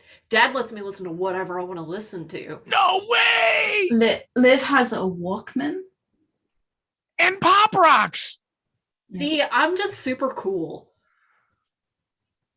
And Parker at that is going to start searching the ship for any snacks that may have been left behind. oh yeah, Oh, can we go down and have a look at that room that we hadn't looked at before? oh yeah. I mean, yeah, sure. It's our ship now. Yeah, y'all head down the stairs as you're kind of feeling good about yourselves. You stopped the bird attacks. You have gained another hideout, and you head down to the storage room, and it's filled basically with crates and boxes. Most of them are empty. They had food in them. There's a sleeping pad here, sleeping bag, and pillow, maybe a cot. Looks like it was set up for two people, but Oh, only one has been used. There's a little crate in the middle with two place settings and a candle on it. It's In the It's kinda Chianti sad. bottle. yeah, it's kind of sad, right? But yeah, Poor it's Gunner. This would drive anybody to be an evil genius. I mean, For really, look yourself. at the snacks he chose. Who would ever eat these things?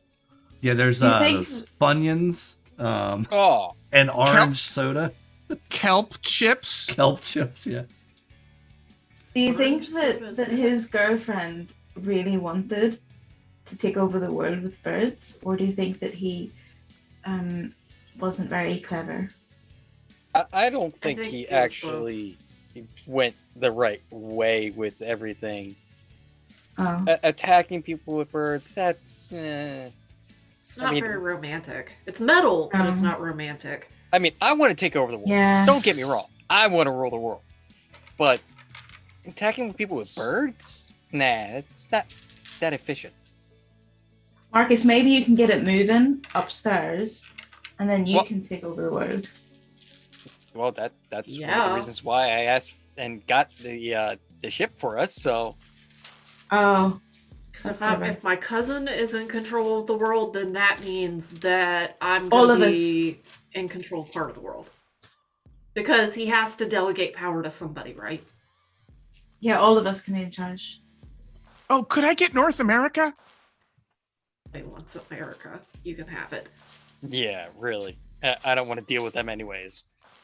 Yeah, this is kind of the song that's playing in the background as Marcus is sitting there thinking about all the ways he can use this ship now, and you can see him plotting and scheming, right? But you all do decide that you should probably get headed out of here soon. We should go home. I'm gonna write this up for the newspaper. Yeah. Everybody Mhm. has to know about our heroic deeds.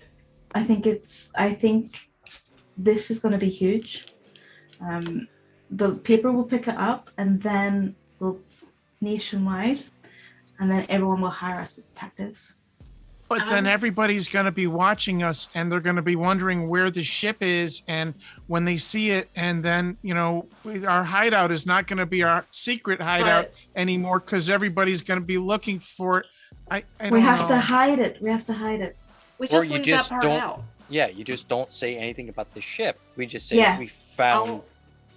That's good. I'm gonna write a song to go with the newspaper article. That's good. And then when it's on the TV, reporters, they can play the music and they can read the article, and then we're all famous. Yeah, that's the way to do it. Marcus is the evil genius. I'm gonna be the best.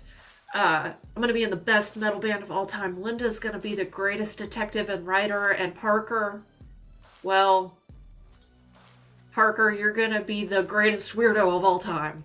Parker I will don't be want our people- friend. I don't want people to know I'm an evil genius. Just call me a genius. The evil will come eventually when they finally realize, oh crap, he already took over the world. I'm sorry, Marcus, but I don't think that you can stifle my creativity like that. Marcus, how about we just call you EJ for short? That's good. For evil genius. I can give you different names. That's good. What do you want to be called? I'm gonna be called the Parker? Iron Maiden. Iron Maiden. Yeah. Boris. Boris. Yeah. Parker, what do you want to be called? You can call me Pop for short. Pop. And your dog, Revolver. Revolver. Oh, I love that name. That's good. Yeah. That's good. And I'm gonna be called Linda because I want people to know that I discovered this and solved the problems. Yeah, they have to know who you are, or they can't hire you to be Exactly. a detective. That's right. Exactly. But I'll tell them that I'll never uncover who my associates are. Investigative journalism.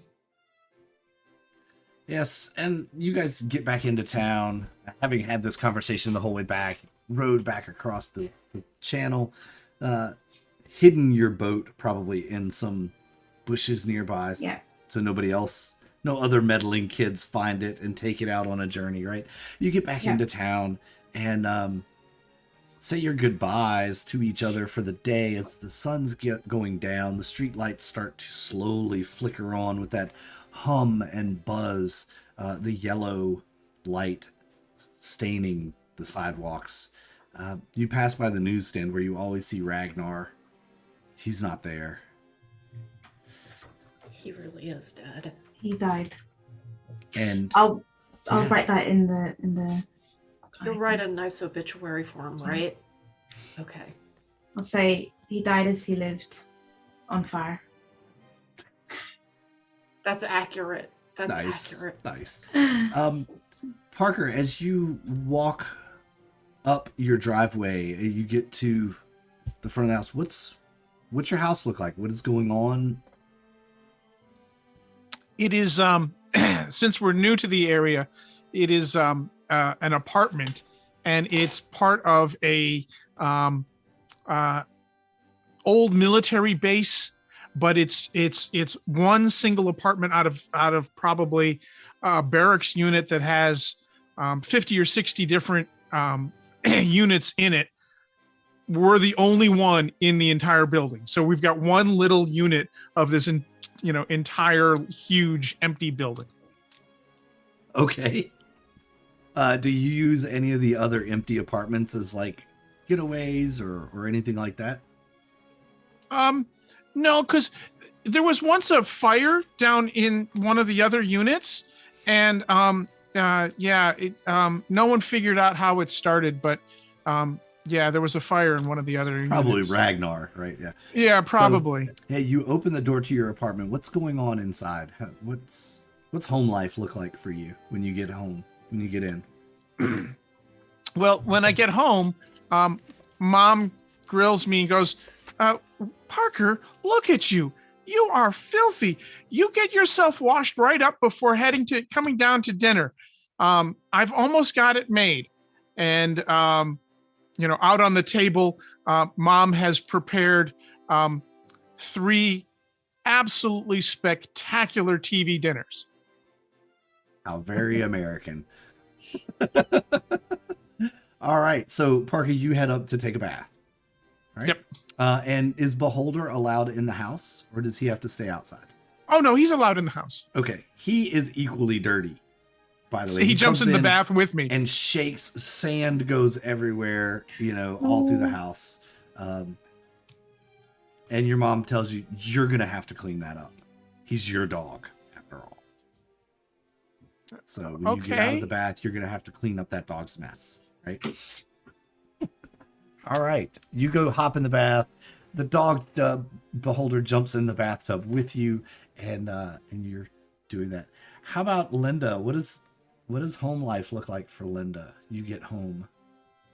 So I would suggest that Linda lives in a detached house, kind of middle class, nice sort of wooden structure, whitewashed, little swing outside, that kind of vibe. And as she walks in, her mum will be sitting on the sofa watching TV with a glass of wine, quite disinterested. The dad will be wherever the dad is, not to be seen. There's no dinner on the table like in Parker's house. And she'll walk, and Linda will essentially try to just go up to her room. Okay.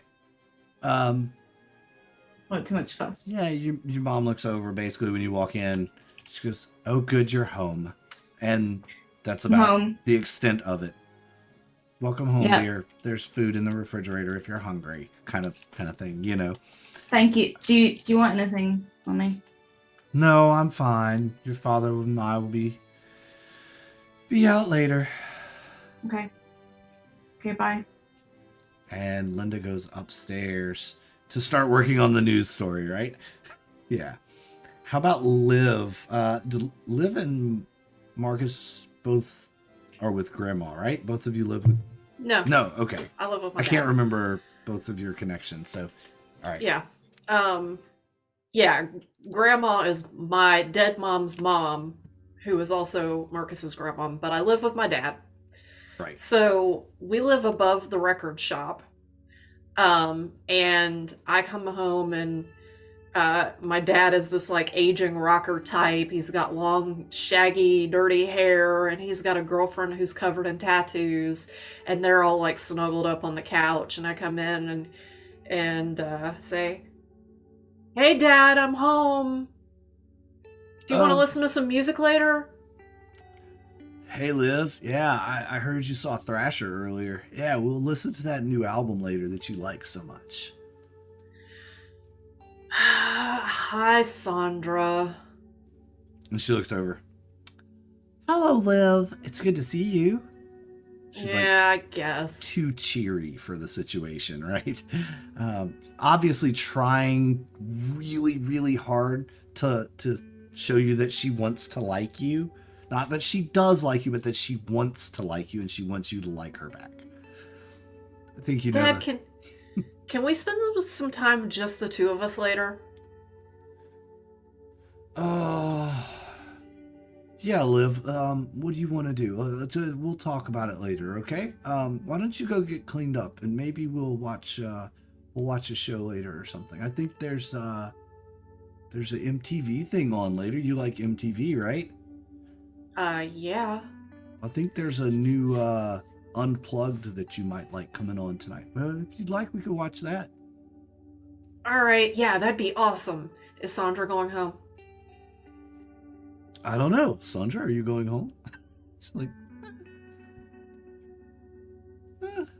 maybe. Okay, I'm gonna go take a shower. Okay. Don't use all the hot water, please. And you go to take a shower. Marcus, I you get hate back. Sandra. You get back to the farm there. What's it look like for you? Well, on the farm, you got the main farmhouse, and of course the barn where father and I like to tinker. I have my own space. He has his own space, and Grandma actually takes care of the house itself. So I get in there, and I just hear Grandma's just screaming, "We're sitting in here for dinner. Get your butt over here!" What's for dinner on the farm? I can't really discern what it is. It's just this Goop? goop that wants to be a stew. Maybe it could be It's mostly just gray. yeah. It looks like it was a soup stew thing that maybe cooked too long and congealed a little bit. Mm-hmm. Yeah, okay, cool. Yeah, so But you... the three of us, my father and Grandma, are just sitting there. Father and I are completely covered in like crap, and we're just like, it's dinner time. Right on. All right, so yeah, we'll close out there for break as you all head in for the night to rest, to get cleaned up, and spend some time at home. And when we come back from break, we'll start the next day. We'll see what the rest of the summer has in store for our friends.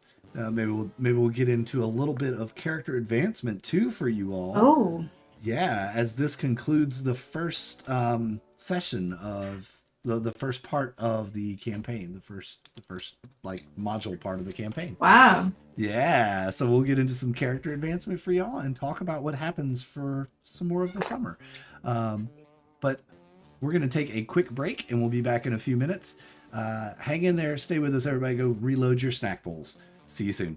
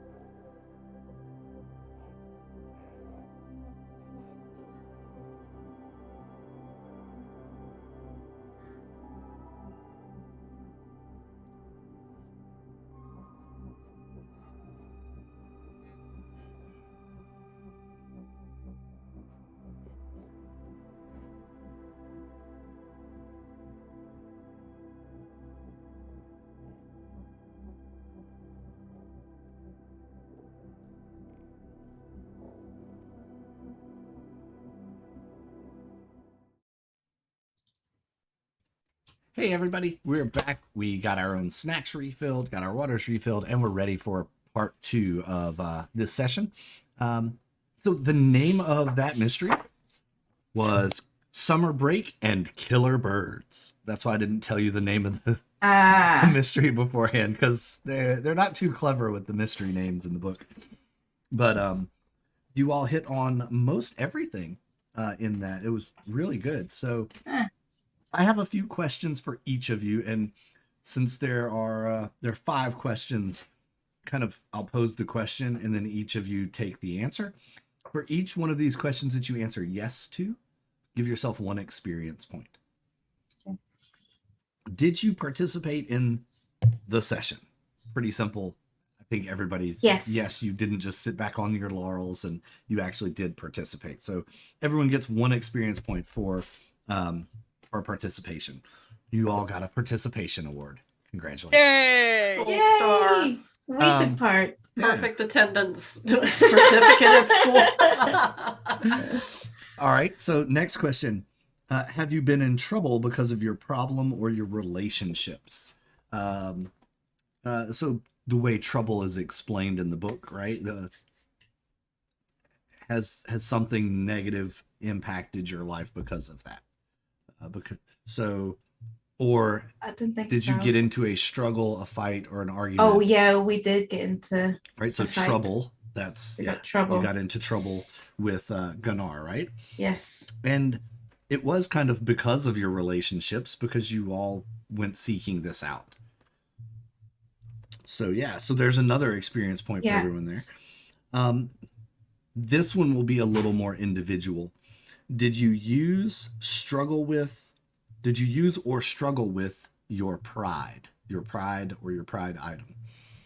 Not your iconic item, but your pride item. Like, Oh, I keep going no matter what. I can uncover the truth. Yep. I think I kept with mine. My machines will one day conquer the world, and I tried to take over his birds. you did, yeah. So there you go. What about Parker? Did you use or struggle with your pride, Parker? No, my pride is my grandpa thinks I'm smarter than he is. Okay.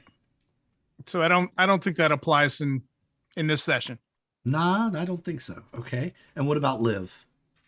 Well, my pride is that I can sing every song on Number of the Beast, and I think I tried to sing it to Thrasher, if I remember properly.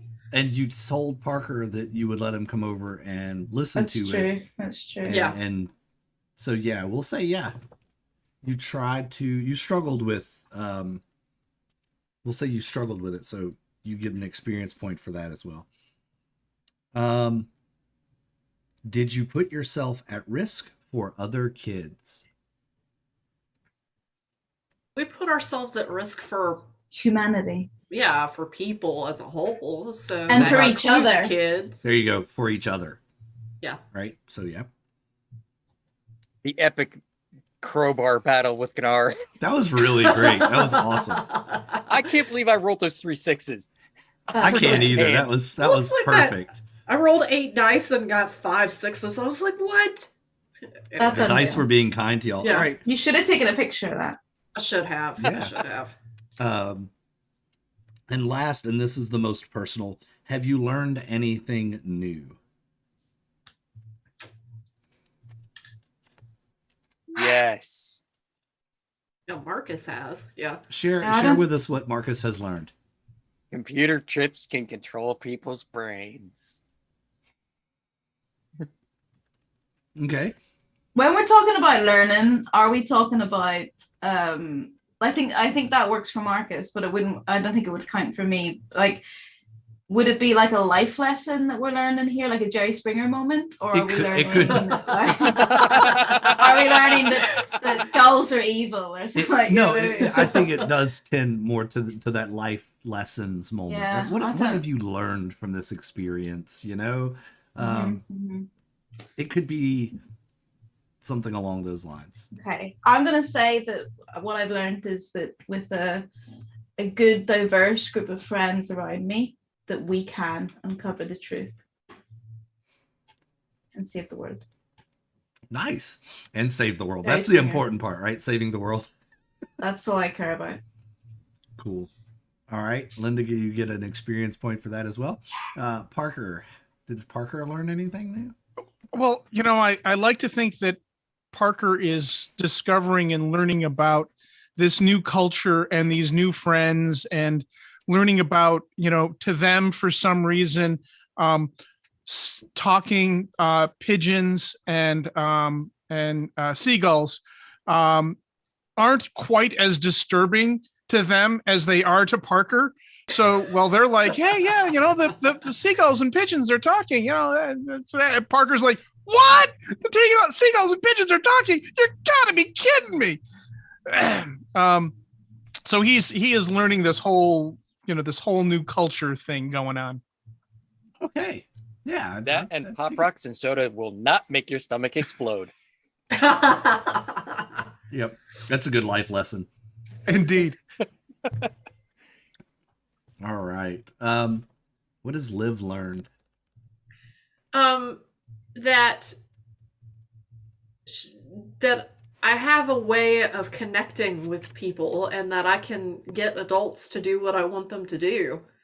Oh, yeah. That's a good So one. picking up on your empathy Mhm. and charm. being able to charm and empathize with people and use it to manipulate them to your will. Yeah. So as you're all laying in bed that night, you're thinking about what you learned throughout the day and what this experience has taught you. And you drift off to sleep with those thoughts in your mind. The days go on throughout the summer. Let's talk about a few things that did happen to you all. By the way, once you get 5 experience points, you can use that to increase a skill. So make sure that you're doing that. Okay.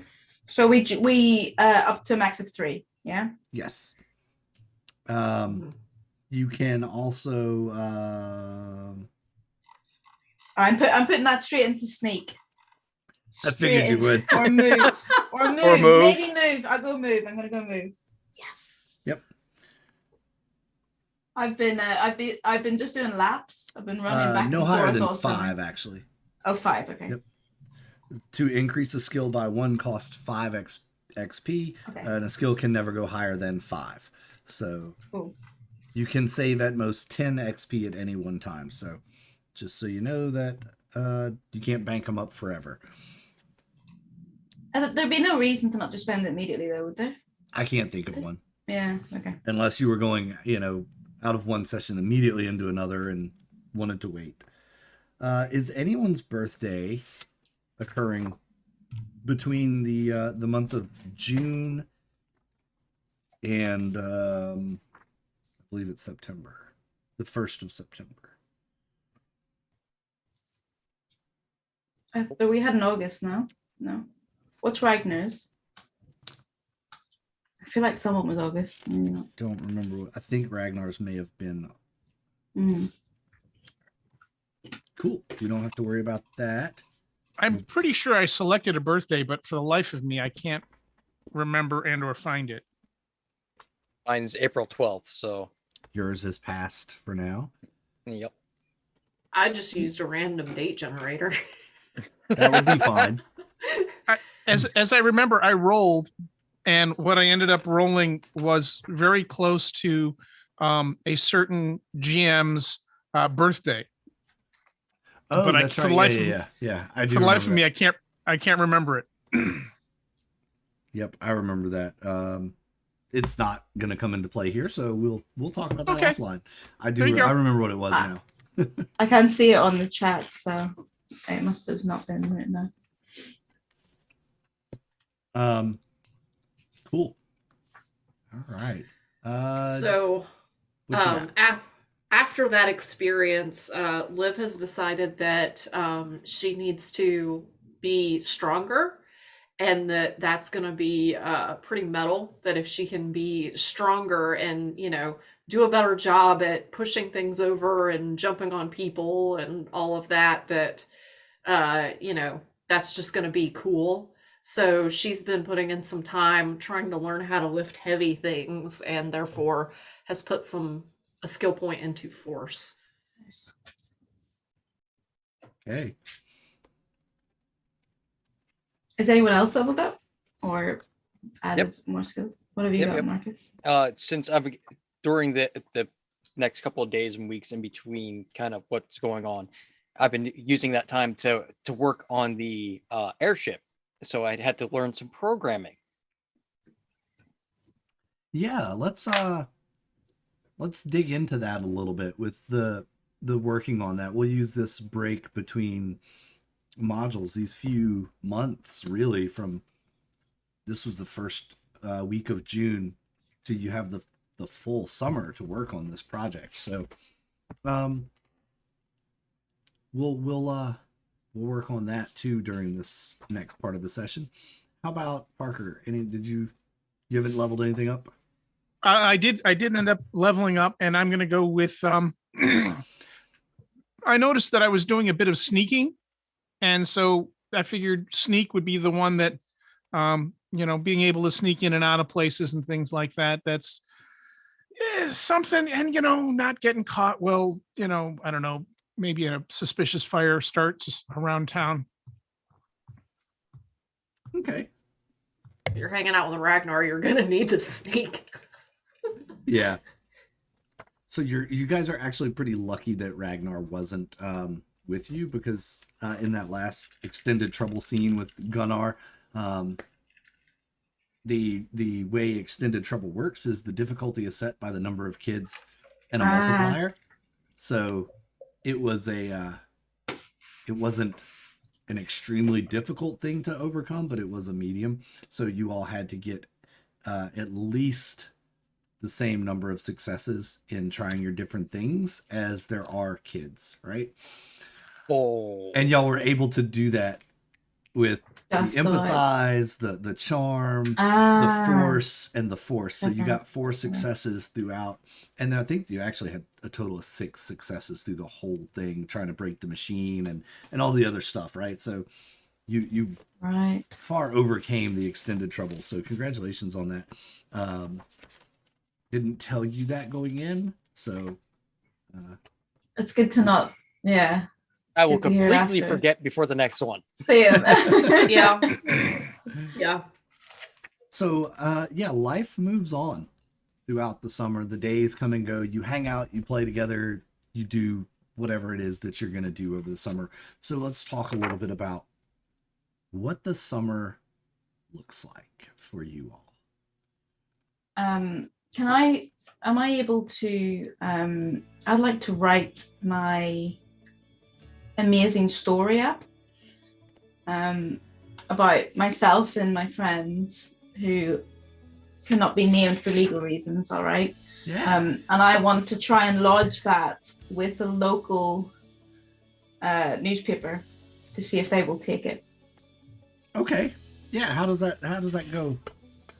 You're gonna ride down, take the paper by storm? Yeah, I'm gonna get the bike, and I'm gonna cycle down to the town center, and it'll be like, what's the place called? I forget. Where do we live? It's the Thunder. Yeah. We'll call it the Gazette. Okay, sure. We're just gonna go to the. I'm gonna go to the Gazette with handwritten, lined paper, and try and submit it in a manila envelope. So you walk into the Gazette, you just walk in the front doors. Yeah, and of course there's the receptionist desk there, and she looks up. Can I help you? Yes, you can help me, and in fact I can help you. With this, your sales will go up 500%. I can guarantee it, and the town will be shocked to hear what I have uncovered. And you hand it to her. She takes it and looks at you. She reads the first few lines. What is the opening paragraph? The hot summer. No, wait. Summer started with a bang. You may have noticed killer birds on the loose, and yet no more. Why? Because Linda and her friends, who cannot be named for legal reasons, have shocked the nation by saving the world.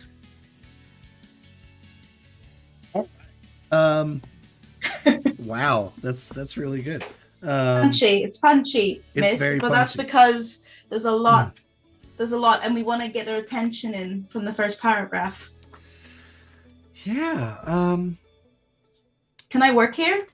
Do you know anybody that works here? I don't think you have any contacts. No, I don't know. Tell you what, roll me a lead. A lead. Yeah. It's a heart. Okay. Yeah. Yeah. Even though you're trying to lead an adult, so it's going to be pretty difficult. I have nothing. You have nothing. But yes. I'm willing to pride this one. Luck this one. Okay. Well, you get your heart at least. So whatever What is your that? heart is. Yeah. How many? Yeah. No. I have 3, but no 6s. So can I do it again? Mm-hmm. Sure. Oh, I got one. You got one? Got one. Yeah. All right. She looks a little disapproving at first. She looks at you. She could tell that you're really invested in this, and you look like The world needs to hear about the truth. So. Yeah, she says, I tell you what, sweetie, I'll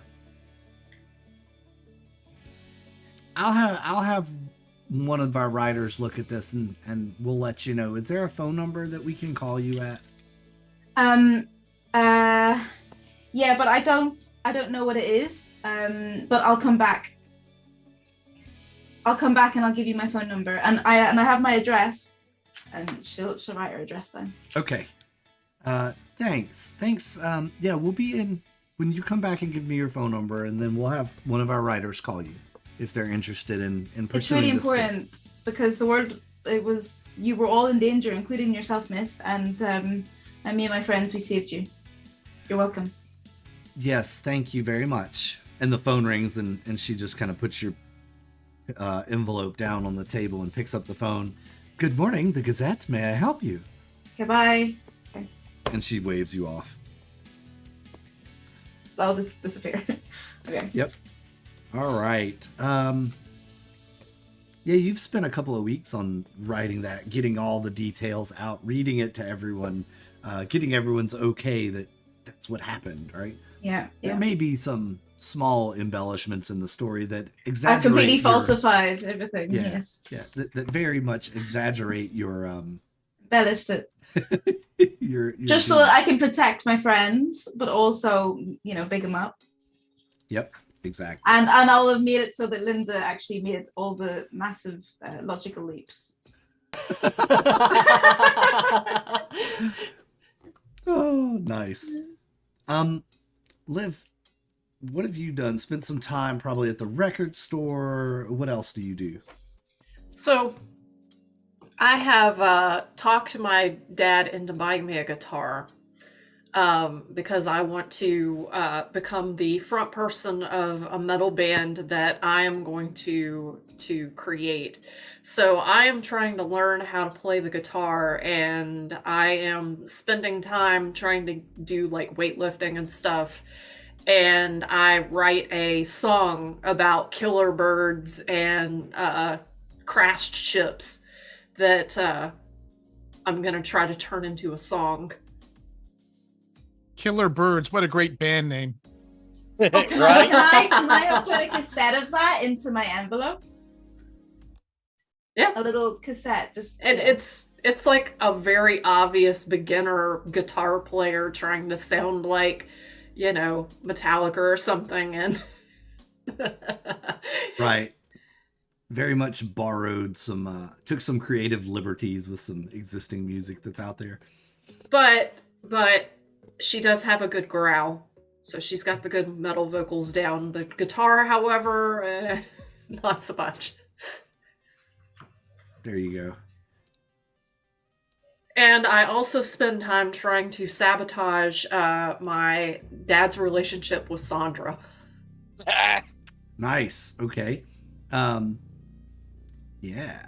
Let's talk about how that goes. Let's play that out a little bit. What do you do to how do you try to do that?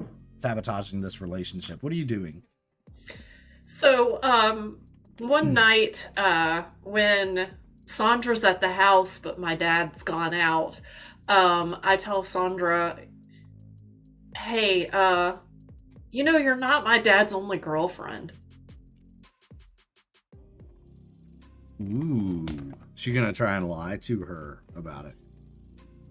Okay. She looks a little shocked. What do you mean? He has another girlfriend. Her name is Elizabeth. That can't be. He wouldn't do that.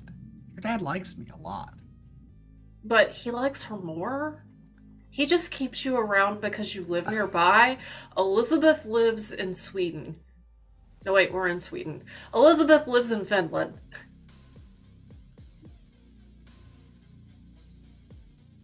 In Finland? Your dad doesn't ever go to Finland? Well, that's where he's at right now. No, he's not. He went to the grocery store to get ice cream. Okay. Well, maybe Elizabeth came here then. I know he has a girlfriend named Elizabeth from Finland because I read the letters that she sent him. Letters? What? I don't know where he put them. You probably have to go look for them. I will. I'm gonna ask him about it too. Roll a charm on it. I don't like the vocals of this song. I like the intro. I don't like the vocals. Same. Sorry. All right. I rolled 8 dice and got no successes. All right. Oh. Doggo. Doggo. She I just wanted to show my little German Shepherd. Okay. That's awesome. No, please share the doggos. Always. Always share the dog. Yeah, she's not super convinced. She's curious. And you realize it might take a little more time of maybe fabricating some letters or dropping some hints. Other things. Do you try anything with your dad to convince him? Yeah, so when she's not around, I tell him, Sandra's really mean to me. She called me some really bad names. Really? Yeah. That doesn't sound like her. Well, she hides how mean she is when you're around.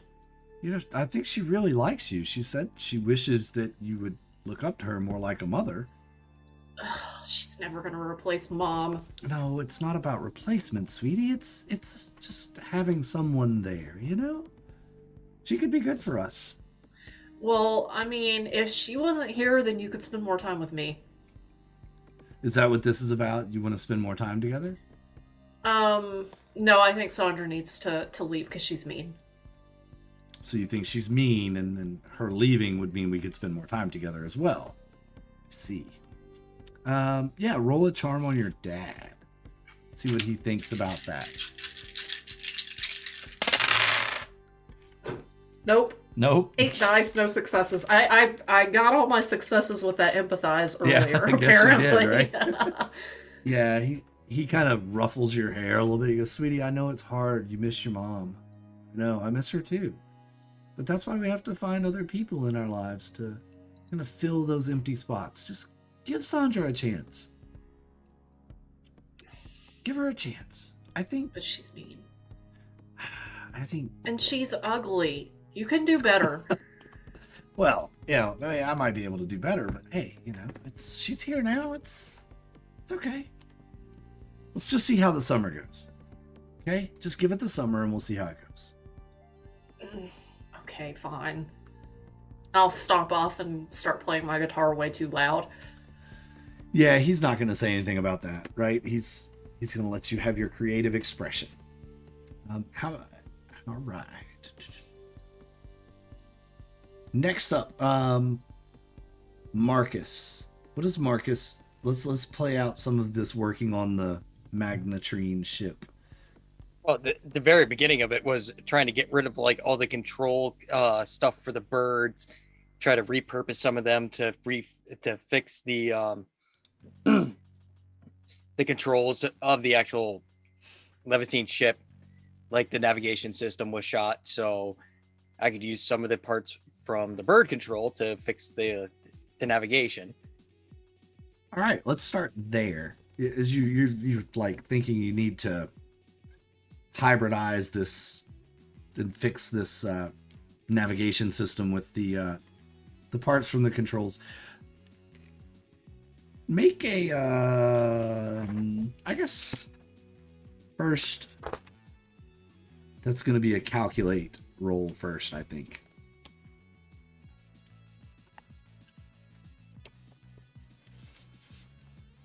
Five dice.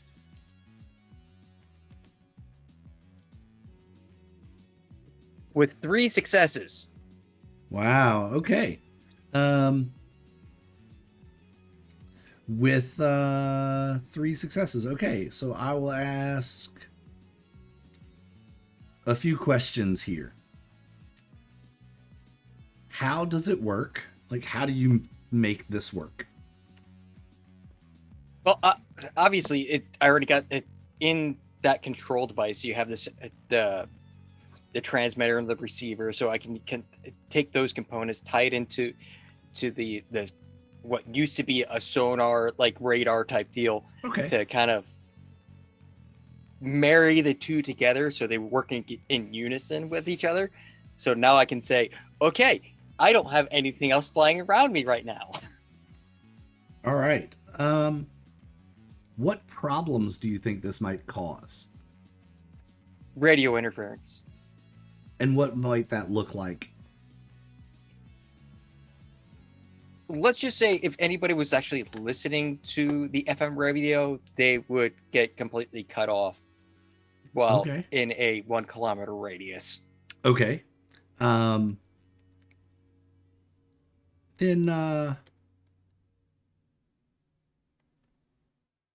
is it legal to not that you would care, but you would know whether it is or not, for you one to have the ship to tinker with the navigation and then to fly it? Likelihood of it being legal? No, it's not. But then again, I did kind of. They left it, so they completely gave up their rights to it. So ownership legally comes to me. Salvage rights. I see where you're going. But actually flying it around without a flight plan, yeah, that's not legal. Right. All right. You have figured out how to do this. You know the risks involved. The next part of the summer is actually doing the programming of the technology. Like, so in order to do this, I need 3 rolls before the program roll. So you have to do a calculate, a comprehend, and a tinker, and then a program. This is the cool part of this system where you like really can get gritty if you want to. And I think this is one of those situations where it makes sense to kind of get gritty. Okay. Get a little crunchy. Comprehend will be first. Where I did get 1. All right. The calculate.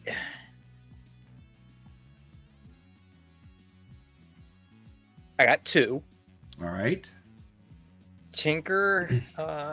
Let's see here. That's Wow, 5. you're rolling great today.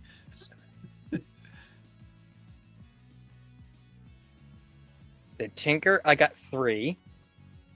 That's a total 8 dice without my crowbar. So Yeah, and that's a total of 6 successes across the board. If you were to add them, a 1, 2, and 3. yep, that's before the program. Yeah.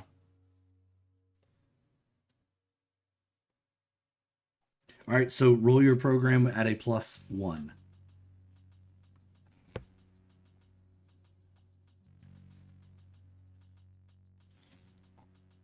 And I got one. Okay. Yeah, you are able to then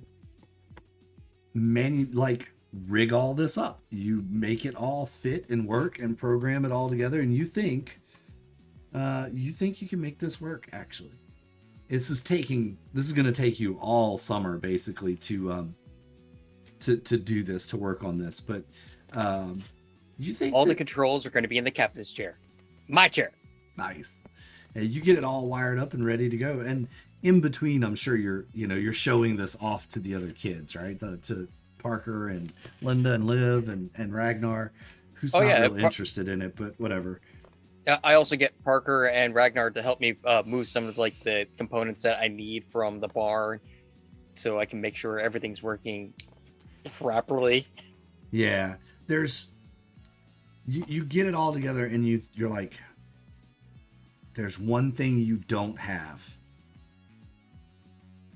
and that's a power source. The power source for this magnetrine ship is completely depleted. And you get it all hooked up, and you flip the switch, and you're going to need to locate a power source. Well, time to go see Olaf first to see if he has something. If not, Lars should probably have something. All right. So you have two contacts. Go ahead and roll for whichever one you want to roll for first. Olaf or... I'll start with Olaf since he's a mechanic. He's dealt with some weird power sources in the past, so he might know something. So that's 3 dice. And 1 success. All right. He has a power source for you. He has a battery system, but he really wants to know what you're going to do with it. I got a really large contraption. I'm kind of making a bigger robot for Parker that would need a power source the size of one of the Levitine ships. Really? To power it? Really? I don't know. This one's been it's like, I don't know, man. I might get in trouble if I let you have it, though, you know? I don't need the actual battery itself. I mean, even if it's just like old components that I could kind of put together a new one. Yeah, magnetrine doesn't work that way, though. It's got to have a standalone power source, and it works off of the magnetic force between the Earth and the ship. It's really kind of an interesting system. Are you sure you know what you're doing? Olaf Olaf is not super convinced that he should give this to you, and he's let me think about it, man. I don't want to get in any trouble by giving this to you. I don't want your grandma is pretty tough cookie. I don't want her. Grandma doesn't need to know about this, though. She will. I mean, well, yeah, she will when she starts seeing a robot, a Levitine robot, going around protecting people from bullies. Yeah, I guess if it is for protecting from bullies, I get that. Huh. And think of it this way: if the police department likes it, they could be the augment to the police force. You could be helping to save people. RoboCop. I've seen this movie. Maybe. I need to think about it. I need to sit on it and think about it, Marcus. Look, you're a smart kid. I just don't want to see you get caught up in something that could get you in trouble. When have I ever gotten in trouble? Yeah, I know. It's just be careful. I make things just to help people. I mean, I've helped Parker. I've helped Liv. I even helped you. Yeah, I know. I guess.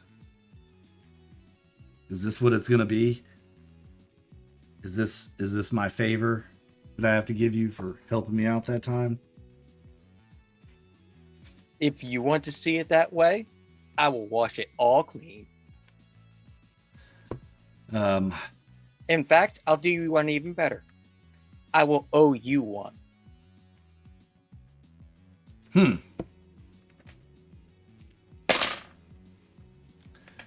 You know what? It's not going to hurt anything, I don't guess. It's just a bully robot, right? That's fine. That's fine. You're bound to stumble across it somewhere. Come by later with your wagon and whatnot. And I'll have it all ready for you to go. Thank you, Olaf. And if you're really interested in how the power of magnetrine flight works, you can look on page 33 of the Tales from the Loop book, and it explains it in 4 great detailed parts. It's interesting, but it's very wordy and the words are very small, so I don't want to get into reading them all on the stream. I'll post it in the Discord for people, however, if they want to know how magnetrine flight works. Let me know and I'll post it in the main Discord for everybody. All right, so you get your power device. All right. We'll jump over to Parker. This has taken you all summer, by the way, Marcus, to get all of the stuff done, to get your power device. Like, this is just taking your summer.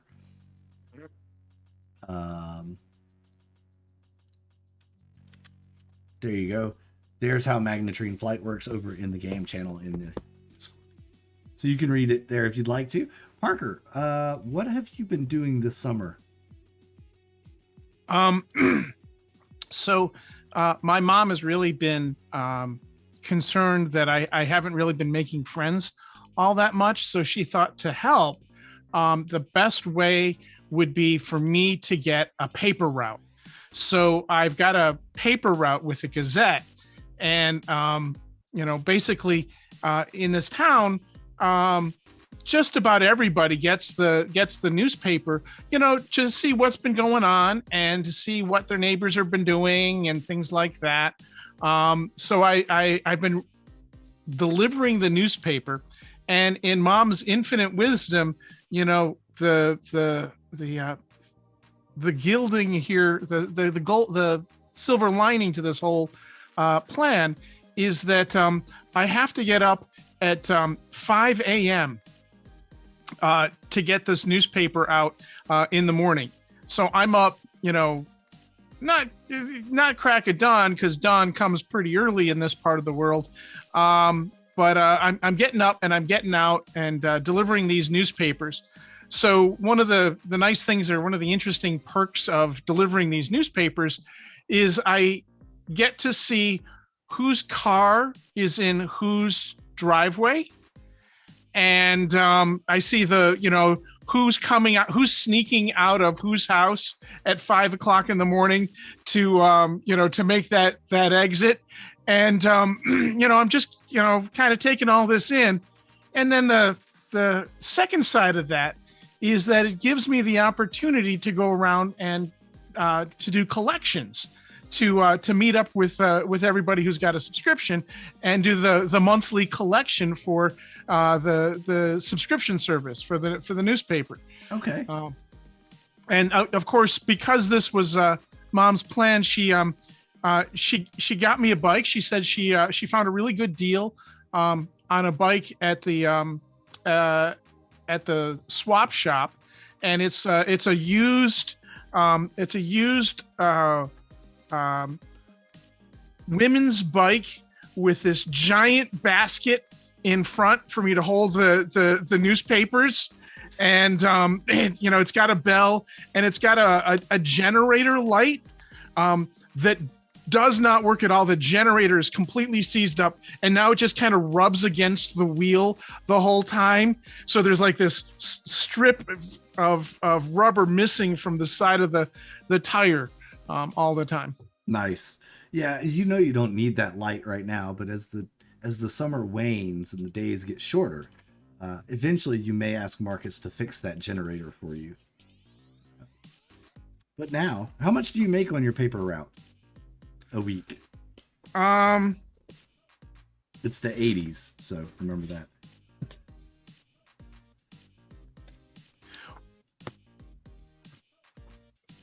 I'm just trying to do the math here.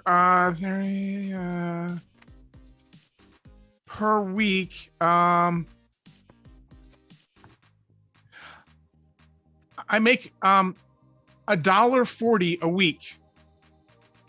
Off of, is that like a portion of the subscriptions that you make? Exactly. It's off the portion of the subscription money. I have to I basically buy the papers from the newspaper at a discount, and then it's my job to I basically have to front the money every day or every week for the newspapers, and then the money that I collect, anything over is profit. And let's just say it really comes down to whether or not I can find everybody that week and get a hold of them, whether they have any cash on hand. So the $1.30 is kind of the ballpark about what I make a week on this thing. And there are some weeks that I have to hit mom up for money. Yep. And there are some weeks when you're able to buy the sodas for all your friends. Indeed. Right. Indeed. So, yeah. It is completely random, absolutely completely random at what the how much I make off the deal is. Absolutely. Yeah. As the chat says, any profit is then spent on Pop Rocks. Yeah, and you got to pay me back for those Pop Rocks I gave you at the beginning of the summer. Nice. No problem. Yeah. So Parker has his paper route. Linda is trying to sell to the paper. You go back, Linda, a couple days later, and the lady actually has an envelope there for you. And she says, "Here you go, young lady. We actually, one of our writers took a look at it, and he made some adjustments to your story." Okay, is this my new assignment?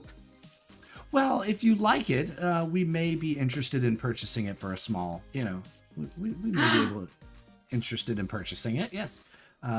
It would, of course, run as an editorial column, not as a published article written by the newspaper.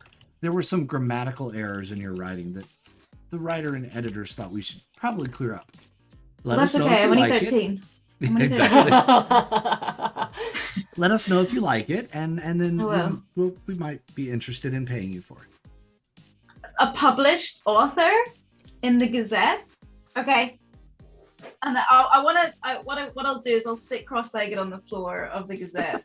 She's just gonna pull it out of the envelope, sit down Yeah. on the floor. Yeah. Nice. Yeah.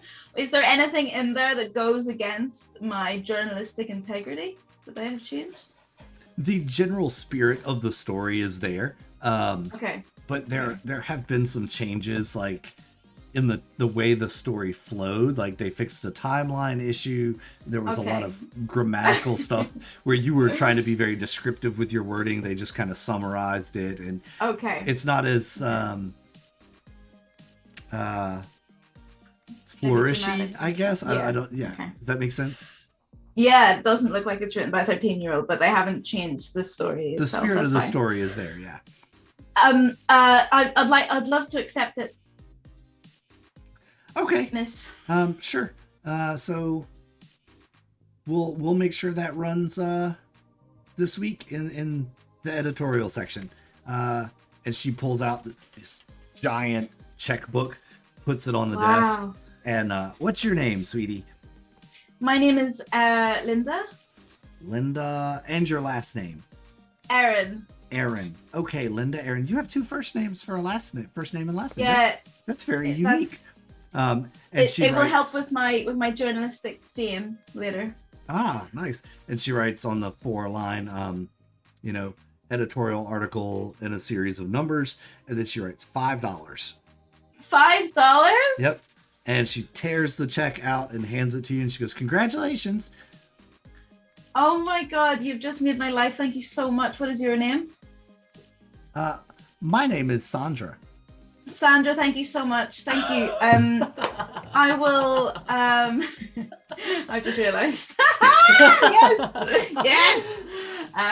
Sandra, thank you so much. You just made my life, and I will always love you forever and ever. Can I come? Can I come back next week, and maybe you have a job, and I'll do another article, or do I come to you with another story? How does it work? When you have another story that you want to publish, you could bring it to us, and we'll take another look at it and see if it meets the interest of the editor. Oh my God, Sandra, thank you so much. Sandra, thank you. And how many episodes, how many newspapers will it don't worry about it, I'll buy all of them. Thank you. Thank you, Sandra. You're gonna spend your $5 on buying newspapers, aren't you? All right. I'd like to. Yep. I'll at least buy one of each copy for everyone so they can see their name and lights. Since they're only 25 cents a piece, that's not a hard deal. Yep. That's all right. That's all right. All right. And yeah, so the summer goes on like that. You celebrate with each other. You put the newspaper article up in your hideout, like you tape it to the wall, like I your was heroes, just thinking right? that, like wallpapering it. Yeah, you're like loads of wallpapering it, articles. right? Linda, you have one up in your bedroom. Also, what does everybody else do with their articles? Like Linda gives you the article that was published.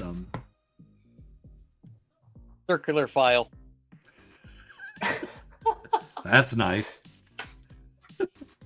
When I figure out which issue of the newspaper it's from, I dash over to the newspaper and get all of the overruns from that particular issue. So I've got a stack of like 100 of these newspapers that were overruns. That's like 3 days, 4 days later, right? they're just throwing these things out, and I gather them. I do some dumpster diving, and I gather these things out, and I ride over to Linda's house and just leave this pile of newspapers on her front porch. Nice. I love it. I love it. Nice. About a third of them are soggy. Yeah. From being at the bottom of the dumpster, Juice. right? Exactly. Bin juice all over them. That's right. I will bring them in regardless. My mother will be so proud. Nice. All right. Let's check in with Liv. Let's see how that guitar playing is going. What do you think that would be as far as the skill goes to learn how to play the guitar? Well, if you go by what's in the book, it would be move. That's kind of what I was thinking. So yeah. I was thinking it was move. And are you let's set the scene for a minute. You've got this riff worked out. You've got this whole song played out, right? And it's ready to show off. Who are you showing it off to? Thrasher.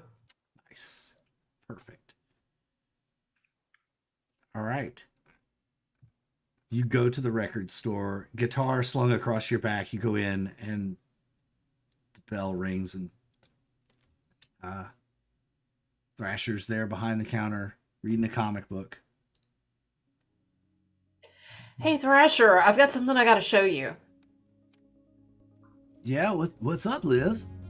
So I started a new band, and I made a song. Right now it's only me, but if you like it, maybe you can be part of the band. I know you play the drums. Cool. Yeah, man. Well, let's hear it. Plug in. Let's hear it. What does this sound like, man? All right. Oh, no successes. Oh, that's a little rough. Here, let me help you with that. Maybe if you hold your hand and he comes around behind you, right? And he reaches up and he grabs your hand on the neck of the guitar, and he says, "If you move your hand like this, Liv, it's a little bit easier to make the chords. See, now try it again." And go ahead and roll with a +1 because you are being coached by your love. You get an extra die. No, I used all my 6s on that empathize roll.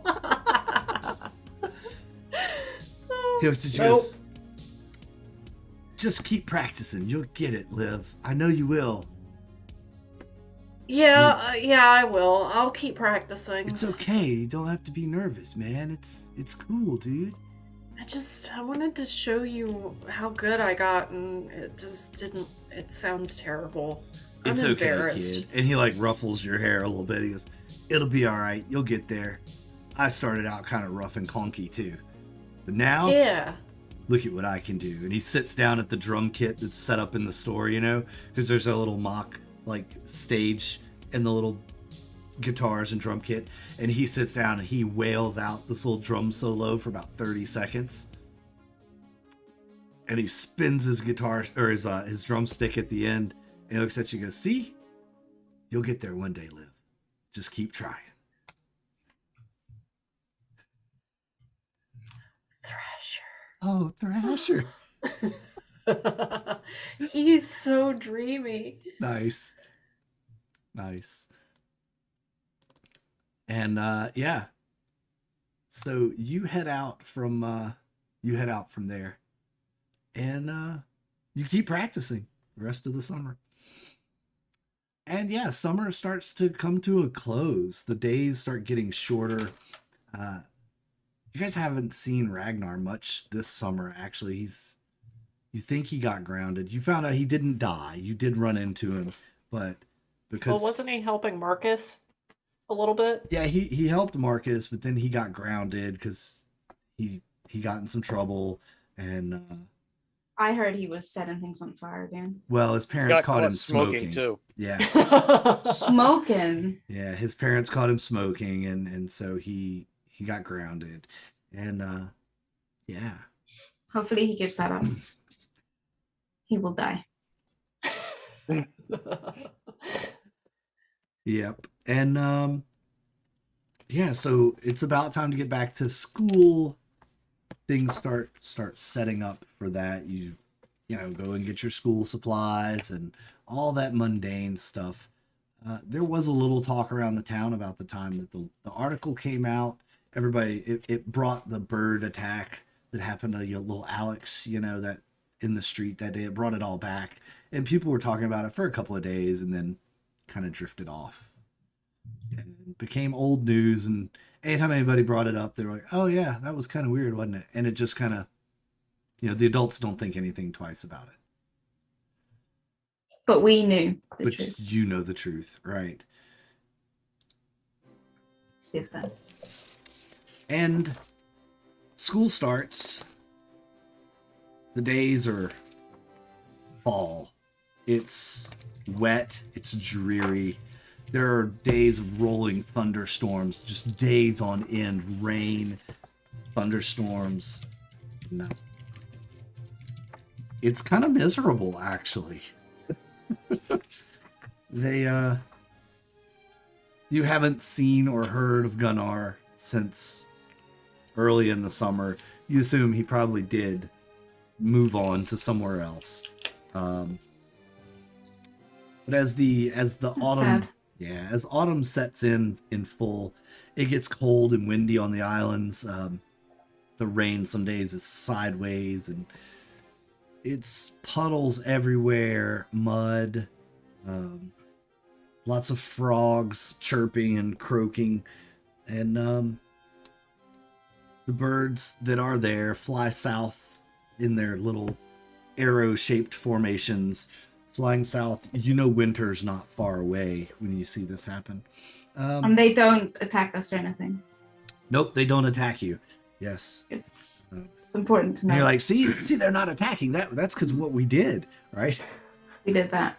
Yeah. Throughout the summer and now back at school, Parker would find himself over at Liv's house because she's got that record collection that he wants to listen to.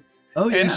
And so I'd keep on hanging out with Liv, listening to music and things like that, listening to her practice the guitar and things like that. But bizarrely, as soon as I put the headphones on to start listening to music, my head would start to go down because I'm still getting up at some ungodly early hour of the morning to deliver these newspapers.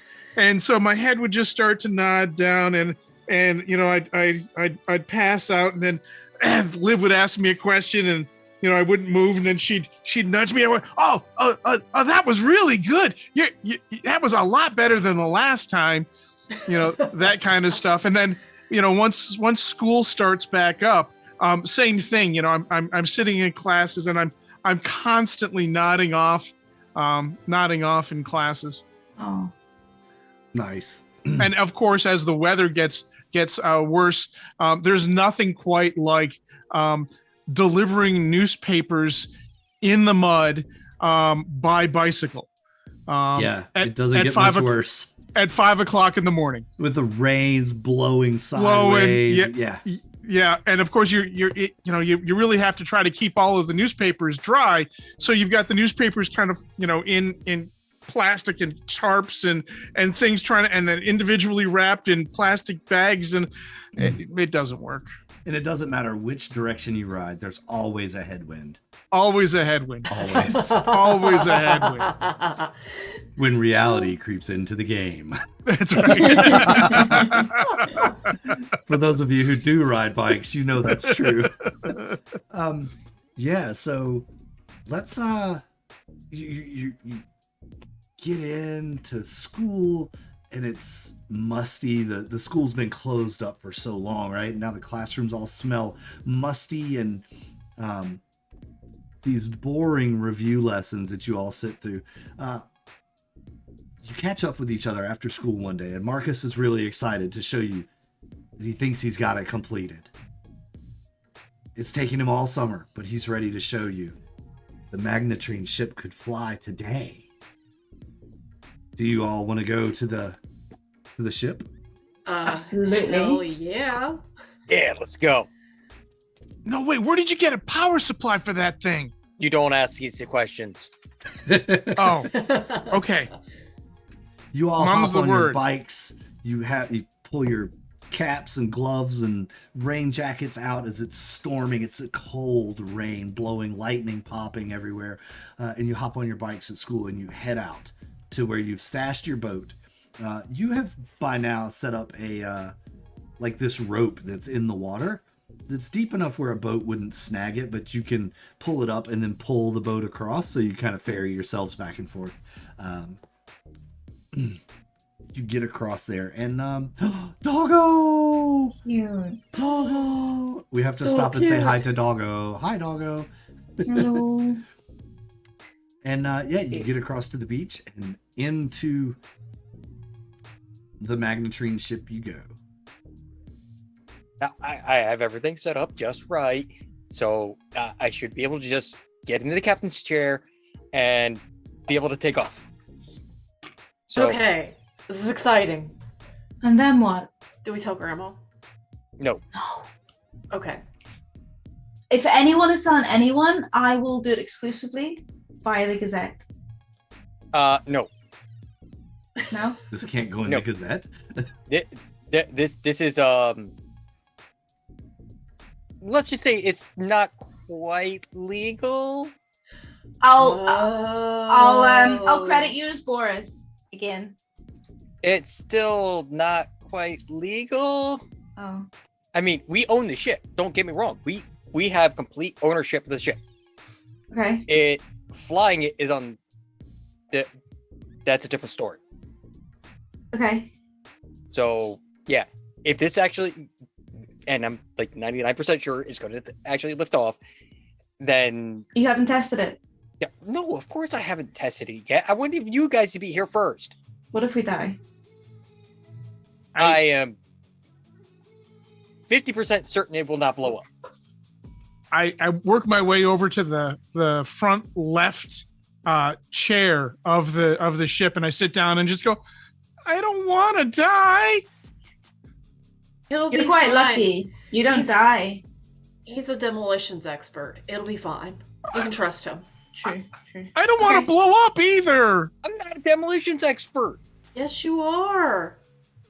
How many times have you been around when there have been explosions? That's because I had them self-destruct.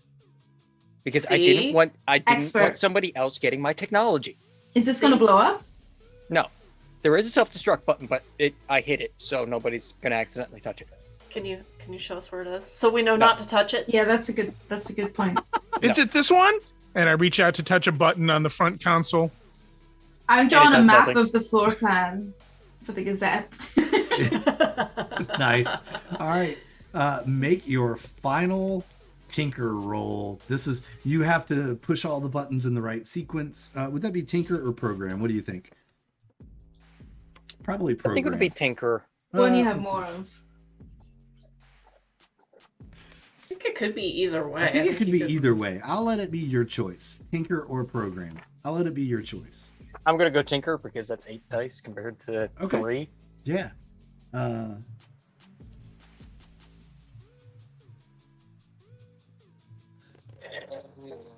Hey, I got one. You got one. All right. This thing fires up. What does that sound like? What does it do? What does your contraption do? Everybody just starts. They hear the hum of the engine starting to go, and then it starts rumbling back and forth, shaking it violently. But as it starts to calm down, everybody looks out the windows and they can see we're rising up into the air. Yes, you did it. Wow. And it didn't explode. It didn't. It might still, but it hasn't. If it didn't explode on startup, then we're probably 75% good for it not exploding. Wow. 25%. Nice. We won't die. This is amazing. And now I can take it to the train car and connect these two. Yes. What is this called? What is your vessel called? The SS Minnow. No, SS Minnow? no, I haven't named it yet though. Barney. SS Beholder. The maiden flight on the SS, as yet unknown, illegal. The Iron Maiden flight of. Iron That's Dong. good. How about that one? Iron what? Yes, I like it. That's metal. Iron Dong it is. The SS Iron Dong. Is that Iron Dong? Are you saying like Dong? What he said. What am I missing? Why? You did see Iron the picture of the Phoenix. ship, Okay. didn't you? You saw the picture How about of the Iron ship. Phoenix? Oh. Oh, nice. Okay. Yeah, I get it. Like what? The SS Iron Dong. Okay, I like it. Sounds Sounds totally fictional. Nobody will believe it's real. perfect. That's why the Gazette will take it, and no one will get in trouble.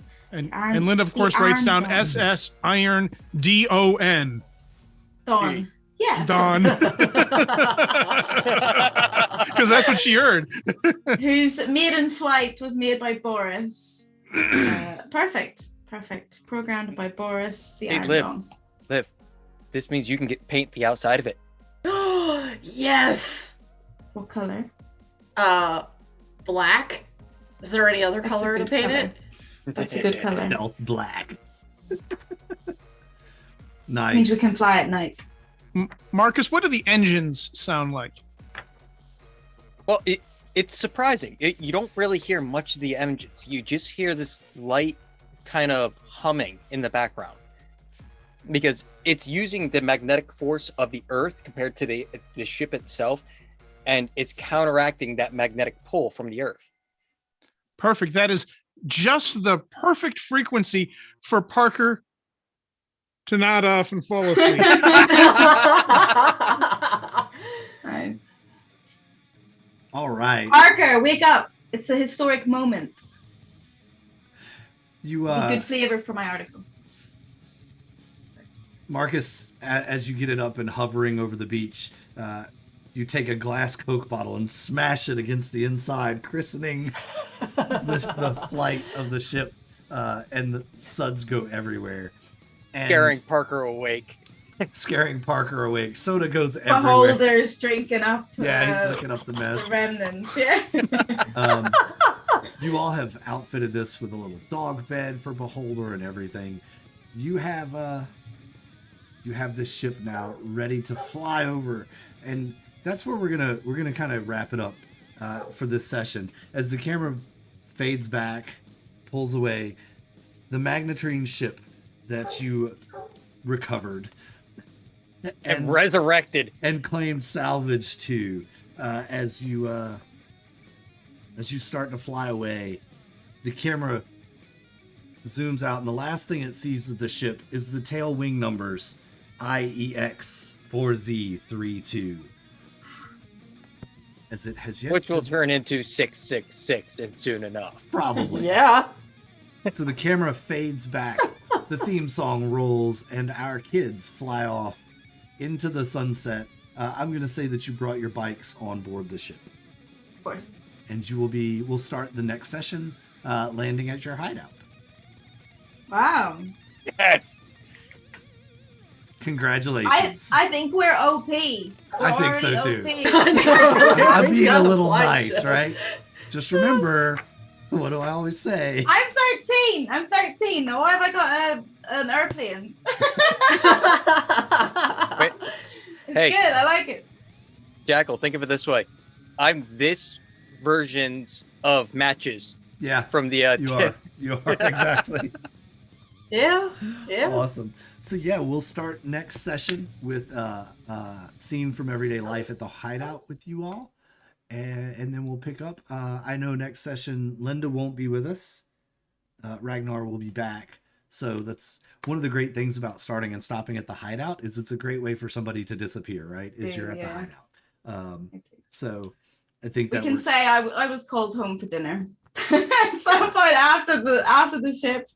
Family vacation. I was grinded. I don't know. Who knows? But yeah, I'll be on holiday. I'll be on a real vacation. So, but I'll be there for the next one. Thank you. Yep, Sorry. yep, awesome. Yep, that's we hope you enjoy that real vacation Me too. holiday. Me too. So cool. We hope that you all enjoyed the stream today. Thanks so much for tuning in. It's always a pleasure to have you with us, and always a pleasure to play with these fine folks here on Tales from the Loop with the United Adventure Company. So thanks so much for being a part of it, everybody. Let's check the chat for any last thoughts. Anything out there from the chat, we really appreciate it. Hope that you have enjoyed this. Make some clips of your favorite things, share them in our Discord. You can clip those by using the little clip button right down at the bottom of the video. Also, if you've enjoyed this video or any of our content, make sure you hit that like button, click the subscribe button, and ring the bell to get notified every time that we go live. Follow us on Twitter and also on Discord. Links are down in the description below, so make sure that you check those out. And thanks so much to our Patreon supporters. That's the last link you need to click when you're down in that description is join the Patreon. You can be like Nathan, Aaron, Two Wolf Design, and our very own Lord Thorin, who plays Marcus here today. So thanks so much to all of you for your patron support of the channel. Couldn't do it without you. We really couldn't. Folks, this is Tales from the Loop, the 4 seasons of mad science. We appreciate you being a part of it. Our kids are Marcus, Parker, Liv, Linda, and Ragnar. I'm your storyteller, Jackal Crossing. Until next time, stay out of trouble. That'll be all from us. Good night, everybody. Bye.